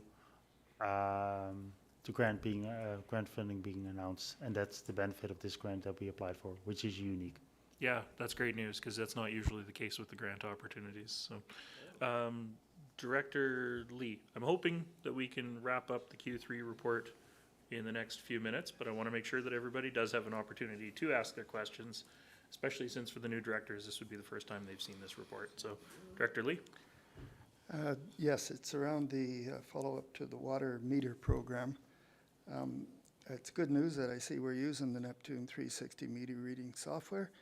I was wondering, is that data accessible now to the people that have meters, or will it be accessible in the future but of course by way of a little web browser, click and look. Thank you for the question. It's not available yet. We're working with our information technology department to finalize that part, but it's definitely on the radar to be completed as soon as possible. Thank you. Thank you. Director Henderson. Thank you, Chair. I'm mindful that you want to wrap this up in a few minutes, and I'd like a couple of days, but we'll go with the Chair's lead. I do know, of course, that the SCRD bought some equipment for leak detection, acoustic equipment to test for leaks, primarily in the water mains. Wondering, and then I believe we train staff to use that equipment. So I'd be interested to know what work's been done this year using that test equipment. And the second part, could it be, or is it indeed being used for perhaps industrial locations where there's bigger water main services to help detect those leaks? Thanks. Thank you for the question. Yes, equipment has been purchased, staff is trained, and staff is using it, and has been using it for the last several months. We had some back and forth also with the supplier on because we encountered some issues in terms of its functionality, and because it's all based on sound, we have to do a lot of the work at night, sometimes even during the night, to minimize any sound interference so that you can actually pinpoint the location more precisely. But we have been very successful in identifying some leaks very recently on the property down the road. There was a leak suspected, and because of the equipment, staff were able to really identify the spot where, and when they start digging, there it was. So it was within a meter from where they were assessing it would be. So yes, it works and it's helpful, but there are some caveats in terms of its use. You can't use it at 4 o'clock along Sunshine Coast Highway, 4 o'clock p.m. It needs to be 4 o'clock a.m. And so, yeah, staff are using it. Great, thank you. Director Lee? Are we moving on to the solid waste now, or can I ask questions on that? Go for it. Okay. I'm down to page 41, and we have a clear bag survey, and I'm all for using clear bags. I was wondering though, what are our plans to further the landfill ban on refundables and recyclables? One would expect that to follow the clear bag, so. Thank you for the question. There are currently no plans in place there because we haven't received any board direction to go there. And I think that would be a great topic of discussion also as part of the solid waste management plan update. Do we want to go there? What are the implications? And yeah, and I think that also ties into any further steps in terms of curbside recycling, and I think more information, an update on the status of those kinds of initiatives will also be provided at the future Lunch and Learn session in terms of solid waste with the board. I think it's currently scheduled for, tentatively scheduled, end February, end January, early February. Great, thank you. Thanks, Chair. Topic here is future waste disposal options, and so there's another report due in Q1 2023, so upcoming soon, and then somewhere else in this Q3 update is the possible closure of the landfill mid-2025. So, and then recognizing that from the report there would be a lot of work that would be required once decisions had been made. So to me it would seem that there's a collision that's imminent here, and that those two timelines are going to have a serious bump. So the question is, what will be done in that interim period if the closure happens and then there's and decisions haven't been fully made or implemented? So what, and perhaps this would be part of that report brought forward to the Committee of the Whole upcoming in the new year, is what are the most viable options, whether it's off-site barging, whatever. Could those options be included in that report, more as a refresher, or perhaps something new might have come forward that could be included in the report? Thank you. Thank you. 2 year and a half ago, we applied to the province for an amendment to our solid waste management plan to allow for a temporary export of solid waste, if required, as an interim step between the closure of the landfill and a new long-term option being fully developed, which could be permanent waste export or a new landfill. And we expect that if required, that could be for several years.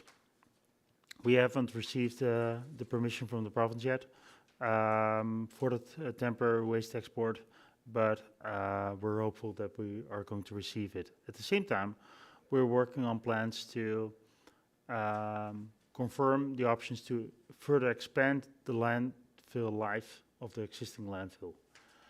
And if that's successful, that might actually bridge the gap that would otherwise have to be filled with waste export. So there are several, and at the same time, we're working on the development of the landfill on the long-term option as well. So there are three things happening at the same time. How can we further expand the useful life of the current landfill? Preparation for waste export as a plan B to that, and at the same time working on the long-term option as well.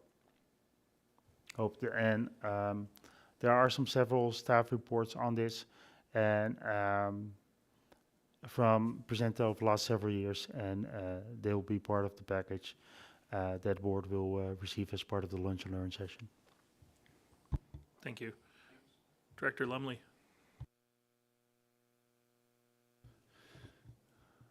Thank you.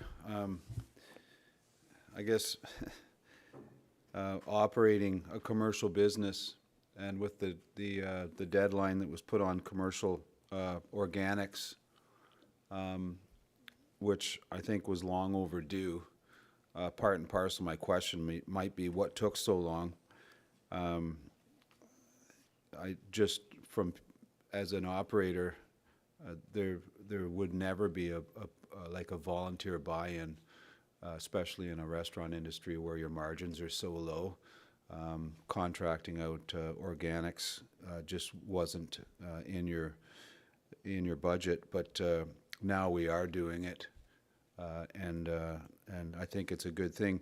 And I just wondered, I know there's a lot of colorful graphs on this report. Will there be, like, do you have a system of collecting that data, and will we be able to see a report on the reduction of solid waste by diverting organics from restaurants and commercial businesses? Like, is there I just wonder if there's a plan in place and how far away we might be able to see some of that data. Thank you very much. The history of implementing the disposal regulation, I think, is we could spend several hours on that because it was a lengthy process, multiple year. Yes, I agree. We see the fact that it is now in place definitely triggered a lot of businesses to change their processes, and I think for the good. So in terms of, is it an effective tool? I think yes. where would we see the impact? I think ultimately impact would be noticeable in the amount of the tonnages that is going to be that will be buried at the Sheffield landfill. That number, that the total amount, that's the graph that's depicted at page 44. That's the number that's a column that should go down, because that is the total amount of tonnage that's being buried, and if organics is taken out of that, that number should go down significantly. And then I think the other part of that question was, is there any opportunity for data collection or reporting out on the commercial side of things?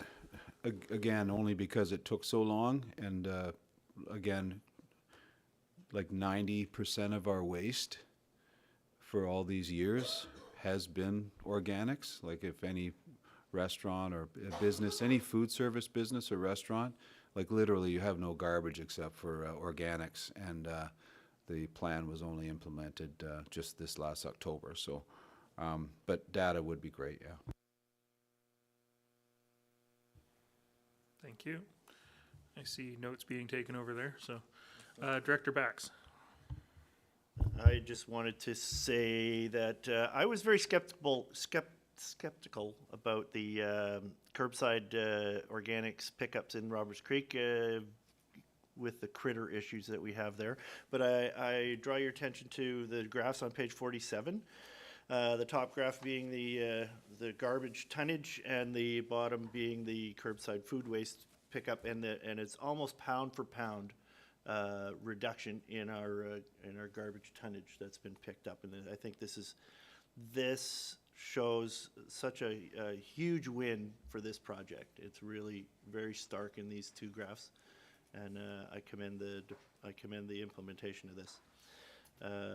Besides that, I'm looking forward to seeing, I saw some preliminary reports on placement of new landfills, and I'm very looking forward to digging deeper into that.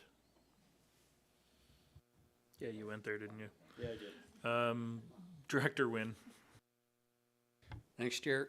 This is a quick one. Being referenced these wonderful bar charts that are in here in this report, but one that's missing is in the islands cleanup, and it's got lots of data in there, lots of statistics as to what was picked up and whatnot, but this is on page 42. Could we have a bar graph that shows year over year what the tonnages have been, and what's being diverted, and to whatever detail you can provide? And that would be very helpful for island residents to be able to see how they're doing in their solid waste management. Thank you. And go ahead. Thank you for the question, and I'll see with our solid waste program manager what we can do there. Thank you. Thank you. Director Lee. Thank you, Chair. I'm on page something here, 43, and it's the home compost. Anyways, the rebate program for home composting. Oh, well, somewhat like that. My question is, why did we stop on September 1st, 2022 when we had money left? And what would be the anticipated 2023 restart of this program? Thank you for the question. The reason why it stopped in September is primarily to make sure that we can do the processing of all the payments and that people can actually get it installed by the end of the year. And it will launch again early next spring. So this year it started in May, and I will see if we can start it earlier, but I will have further conversation with staff about that. Thank you. Thank you very much. It's new to our area now, so it's a hot topic, and I'd like to see more people doing it. So anything that can facilitate it's a great idea. Thank you for that. Director Henderson. Thank you. Just to pick up on Director Lee's comments. We have never used our green bin in Seashell. We've had a composter we're actually on our second one after about 5 years. I think this is a concept.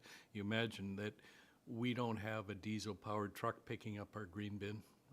We're using electricity to compost, but then it goes in the garden. And I think we're missing an opportunity by not embracing this in a bigger way on a global basis. So I hope we can have a longer, fulsome discussion about that shortly. Thank you. I wholeheartedly agree. My green bin is used for holding garden hoses. Yeah, It I was just, going to offer a free green bin for someone. Director Lee, I see your hand up. Nope. Okay, and I don't see any other hands up, so unless there are any last minute burning questions, we will move on with our agenda. Next up, thank you, GM Rosenboom. Next up, we have Annex E, 2023 to 2025 BC Transit Annual Operating Agreement Draft Budget. And I think we're just going to need a second to rearrange the staff table.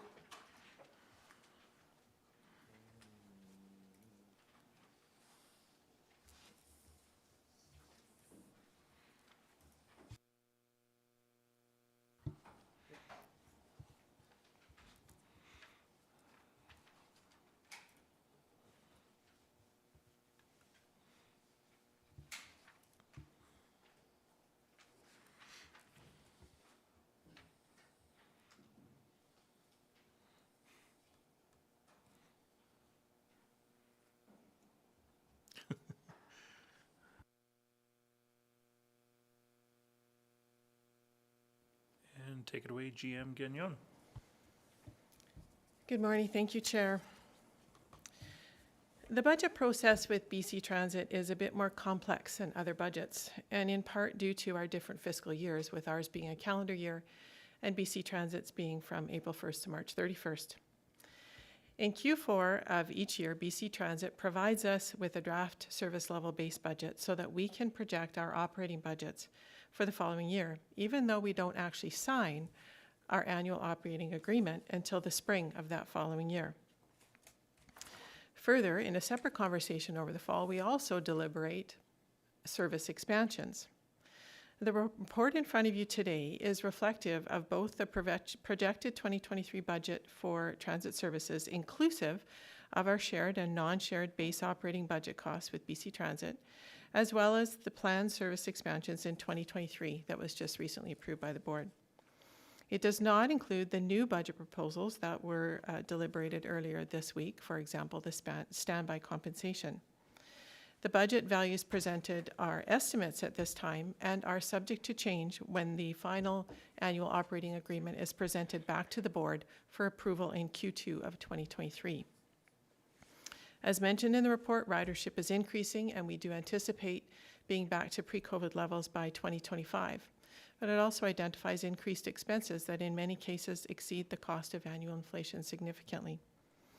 Staff have presented a budget that recommends the use of operating reserves, including the COVID restart funds received from BC Transit earlier this year, to help mitigate the tax increase that would otherwise be required to offset these reduced revenues and higher expenses.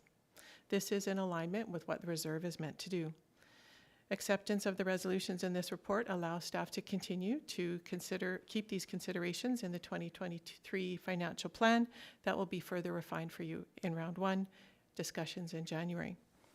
I want to take this opportunity to thank Manager Smith for her assistance with this report. It's her first kick at transit budgeting. And both of us, along with Manager Pro, are here to answer questions that you might have at this time. Thank you. Thank you very much. Director McMahon. Thank you.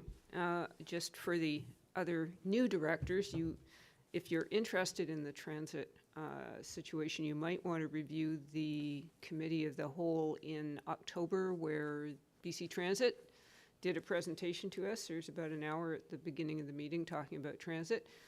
In this presentation, you will hear me griping about the handy dart. BC Transit has mandated that we expand handy dart service on Sundays, although so far as I know, none of the users asked for Sunday hours. So my question is, how do we evaluate these kind of service expansions? Like, if nobody uses the Sunday service, then what? Is this permanent? Is it on a trial basis, or how does that work? Thank you for the question through the chair. I just want to clarify that BC Transit doesn't mandate anything. Ultimately, the decision is the board's. BC Transit made a recommendation for expansion of custom services based on best practice, but it is certainly up to the board to determine whether or not we want to include those expansion opportunities in our consideration. We also acknowledged at that meeting that we do need to do a custom transit review, and at that point in time, BC Transit committed to being a part of that with us in 2023. We had hoped to do that this year, but we just couldn't get a commitment. So we are excited about that, because I think that is what should be driving our priority considerations in the future. So in the fall of next year, hopefully we'll be presenting considerations that have included comments and feedback from our community in terms of custom transit. Thank you. I also would point out that I do have a lunch and learn scheduled for folks toward, I think it's in April, our Transit 101, because it is quite a complex situation and partnership. Thank you. Thank you. Director Bax. Yes, thank you. I'm to understand that that the fiscal year for transit is April 1st to March 31st, and so when it says that the expansion to increase weekday frequency on the 90 for year one, is that the scheduled days of operation for this expansion? It would be in April. Thank you for the question through the chair to Director Bax. So BC Transit is a part of the provincial government, so their budget is April to March. Our transit is still January through December. Expansions are planned to be implemented in the fall of the following year. So any expansion that we approved in principle this past year will not be implemented until September of next year. And that has been prorated into the budget values that you see in front of you, which is part of the complexity of this budget, are all of the prorate considerations. Thank you. Thank you for your answer. Director Lumley.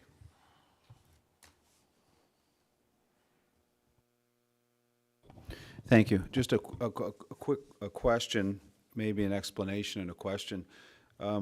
My question was going to be if the municipalities will also be involved in the transit review, and the reason being, I mean, obviously, Gibson's does sit here on the board, but the town's really underserved in its transit needs. It's overserved by the size of the buses. It's underserved. We have quite a senior population that lives in Gibson's. Two of the major senior houses is in Lower Gibson's, and this is a real concern for them. And of course, the senior centers in Lower Gibson's, and then there's a lot of facilities in Upper Gibson's. So there's also a youth component and so on and so forth. So it's been known for a long time that Gibson's, maybe like the West Sea Schulp bus or the Half Moon Bay, like something smaller that could service the community better than a big rolling bus just coming from and to the ferries. That's not, I understand that, I hope everybody sees this, that this has been an ongoing issue for the town, and back to my question, of course, do you think will the municipalities be involved in this review as well? Through the chair, back to Director Lumley. Thank you for the question. I do want to clarify that this is a custom transit review, not a conventional transit review. So the conventional transit review was completed and adopted by the board this past spring. It was called the Transit Future Action Plan. There was involvement by Town of Gibson staff on that committee, the project committee, and certainly we had a significant amount of public feedback for that Transit Future Action Plan that then helped inform the priorities that came forward. We are always seeking feedback, so we have, we get feedback on our transit through email and through comment cards, et cetera. So we take that into consideration as we meet with our BC Transit reps every spring to talk about expansion. But we do draw most of our expansion priorities from the Transit Future Action Plan. In regards to the custom transit review that will occur this coming year, yes, we would involve all stakeholders, not just users of the system, but of course the major stakeholders in the process as well. Thank you. Thank you. Director Wynne. Thank you, Chair. So if memory serves, this is one, if not the only financial and funding model with BC Transit that a regional district government has in the province. It's very unique, if I recall. And there seems to be a lot of wild cards that kind of get thrown in, and there's you don't really know what's going to evolve over the course of many months sometimes. So is there any thought to how to get out of this particular model that we're in, and would it be beneficial? It just seems to be very complex and convoluted. Thank you. Thank you for the question. A partnership with BC Transit is not unique. In fact, it is throughout the province of BC. What is unique in our contractual agreement with BC Transit is that we also serve as the operator. And in many cases, municipalities or regional districts contract out the operations of the service. We're not the only one, but we are one of very few. So that is correct. I don't believe that there's ever been board direction to seek an alternative solution. I do know that there are economies of scales that we have in terms of our relationship with BC Transit, but to my knowledge, we have not done any exploration about privatizing or getting out of the operations part of transit services. Thank you. Thank you. Director Gabias. Thank you, Chair. Thank you, GM Gagnon, for this great little piece of paper. Report, thank you. I am curious about, on page 51, the feasibility study to provide analysis on potential service to Earl's Cove. Could you tell me a little bit more about that? And if I just missed something, you can direct me to it, so we don't take too much time, but I'm curious about that, thank you. Thank you, through the chair to Director Gabias. Thank you for the question. So this has been a topic of discussion for many years. It showed up in previous Transit Future Action Plans, and it again showed up in this most recent Transit Future Action Plan in terms of doing some exploration of the feasibility of expanding services up into Area A, because we currently do not provide transit services into Area A. So I believe that we have that recommendation in year 2 of our transit improvement process. So although what that means is that the board did not approve that, but they approved it in principle. So the board only approves year 1 transit expansion priorities, which was the 90 and the custom transit expansion. But we will next summer, as we bring forward the transit improvement process expansion opportunities for the following year, that will be another topic of discussion at that time. But it is exploring the feasibility of what it would look like to expand into Area A. Thank you. Thank you. Director Bax. I move that we go forward with the recommendations as they appear on page 50. Thank you. And I have a seconder for that. I only see Director Bax's hand up, but I assume that was just to move the recommendations. Thank you. I don't see any other hands up, so I will call the question. Voting B, D, E, F, Seashelt, SNGD, and Town of Gibsons. All those in favor? Thank you. That's carried. All right. Thank you very much, GM Gagnon. Moving on in our agenda 2, Annex F. We're getting there. We're almost there. This is the Municipal Insurance Association of BC Associate Member Insurance Coverage Snow Removal and turn this over to Manager Crop, who I am promoting right now. So, one moment, please.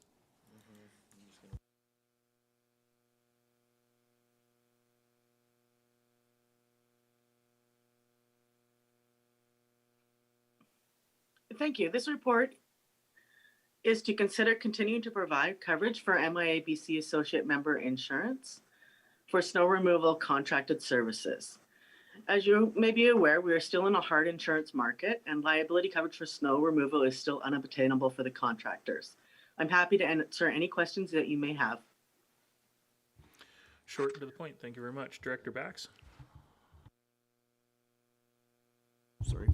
I have a question about the actual cost of the insurance. So it's it says here that it's $1,800 per member. So and we're talking about having 2 separate members, so that would be $3,600. Now, is this becoming part of the negotiation for the contract itself? Are we, the SCRD, going to pay for the insurance completely, or are we going to ask the contractors to pitch in, or is it something that is it going to be a shared cost, or is it going to be is the burden going to be on us completely? Thank you for that question. Manager Crop. Thank you. When the contractors submitted their proposal, they did reduce the rates to cover for the insurance. So and they took it off what their hourly rate that they charged us. Thank you for your answer. All right, Director McMahon. Yes, I'd like to move the recommendations on page 61. Thank you, and I have seconders for that. Director Wynn, I see your hand up. Thank you. And what I found interesting in this was that it's not just the insurance premium too, but it's also the deductible amount. So in the event of a claim, then the SCRD is liable for the deductible amounts or any amounts less than the deductible. So it doesn't say what that deductible is, but this is, and I had the same questions as Director Bax, but to me, it just looks like it's, and I know the insurance industry is in tough positions too, but there seems to be, this is kind of a different type of downloading to local governments. We talk about downloading from the provincial government. This is a different loading that we're now faced with because of insurance companies. So disappointing, but what else can we do? Thank you.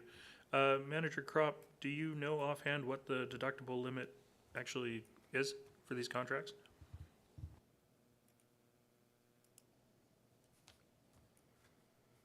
My finger didn't work there. Thank you for the question. No, as reported last month, we haven't gotten our new rates for 2022 yet. We'll be expecting those in a couple of weeks, and then we would know for sure what the deductible is because it varies each year. Okay, thank you very much. I don't see any other hands up, so I will call the question. This is voting all directors. All those in favor? And that's carried. Thank you very much. We're just going to take a 3-minute break to get up and stretch because I suspect we could take a few minutes here on the AVICC resolutions. Director McMahon? I was actually going to suggest that to forestall a long discussion, perhaps directors could send their suggestions to the chair and vice chair, and we would round them up and pass them on to staff. If that's agreeable, I didn't ask before volunteering the chair. I will look to the corporate officer to see if that would be an appropriate alternative to taking some time here today. Yes, thank you for the question. Yes, that would be an appropriate process if the board wishes to forward their topics. That is the purpose of this report coming forward, and staff will bring draft resolutions to a standing committee by January 19th. Okay, thank you. So that being said, we don't necessarily have to pass this recommendation that's here because we're not going to have the discussion here today. That's correct. I'm amenable to that. I'm amenable to that too. Okay. Do we know that? Director Wynn? Thinking you have to move to defer this agenda item. My suggestion would just be that the resolution reads that the resolutions be forwarded, that the topics for resolutions be forwarded to the chair through to the corporate officer to be brought back to a future committee meeting. I'm happy to move that recommendation as worded, and I've got seconders. I think that covers it perfectly. So this is voting all directors. All those in favor? Thank you. That's carried. Next up, is there anything from Annex H or Annex I? That's Gibson's and District Fire Protection Commission minutes, or the Water Supply Advisory Committee meeting minutes that directors would like to bring up. Director Wynn.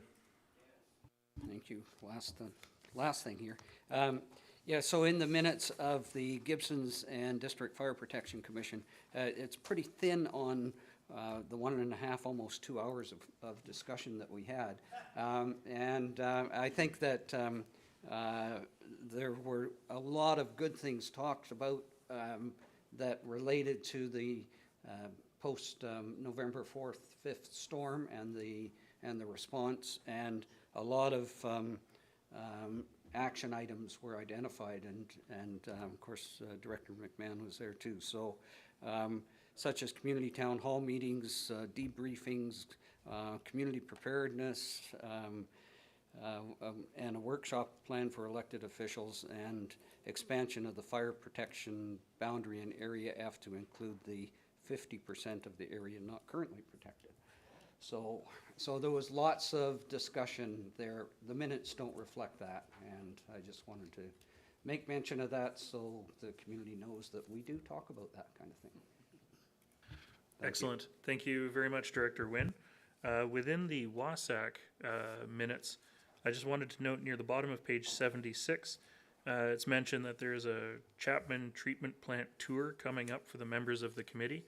And I think it would be a great opportunity for the board to be invited on that tour, both to see the operations of the plant and also to get to know the members of WASAC specifically.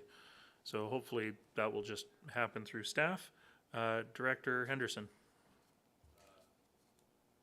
You stole my line, Chair. That was exactly, Excellent. it's highlighted. All right, I don't see any other hands up. I'm going to move that we accept these. Good.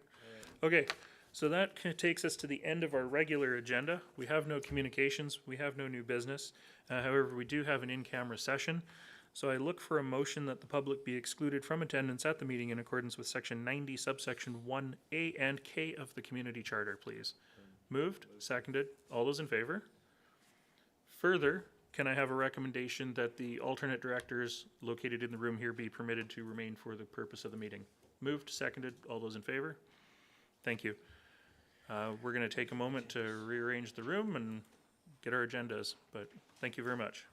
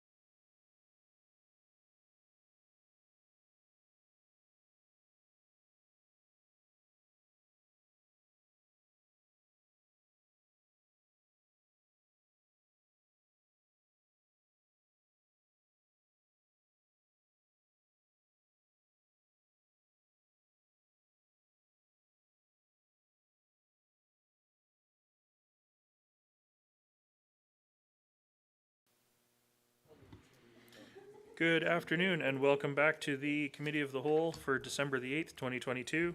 Having concluded the in-camera portion of our meeting, I now look for a motion to adjourn. Moved, seconded, all those in favor? And that is carried. Thank you very much. We are adjourned. I see no attendees in the electronic gallery and we have no questions here in the room. So thank you very much, everybody. See you at the next one.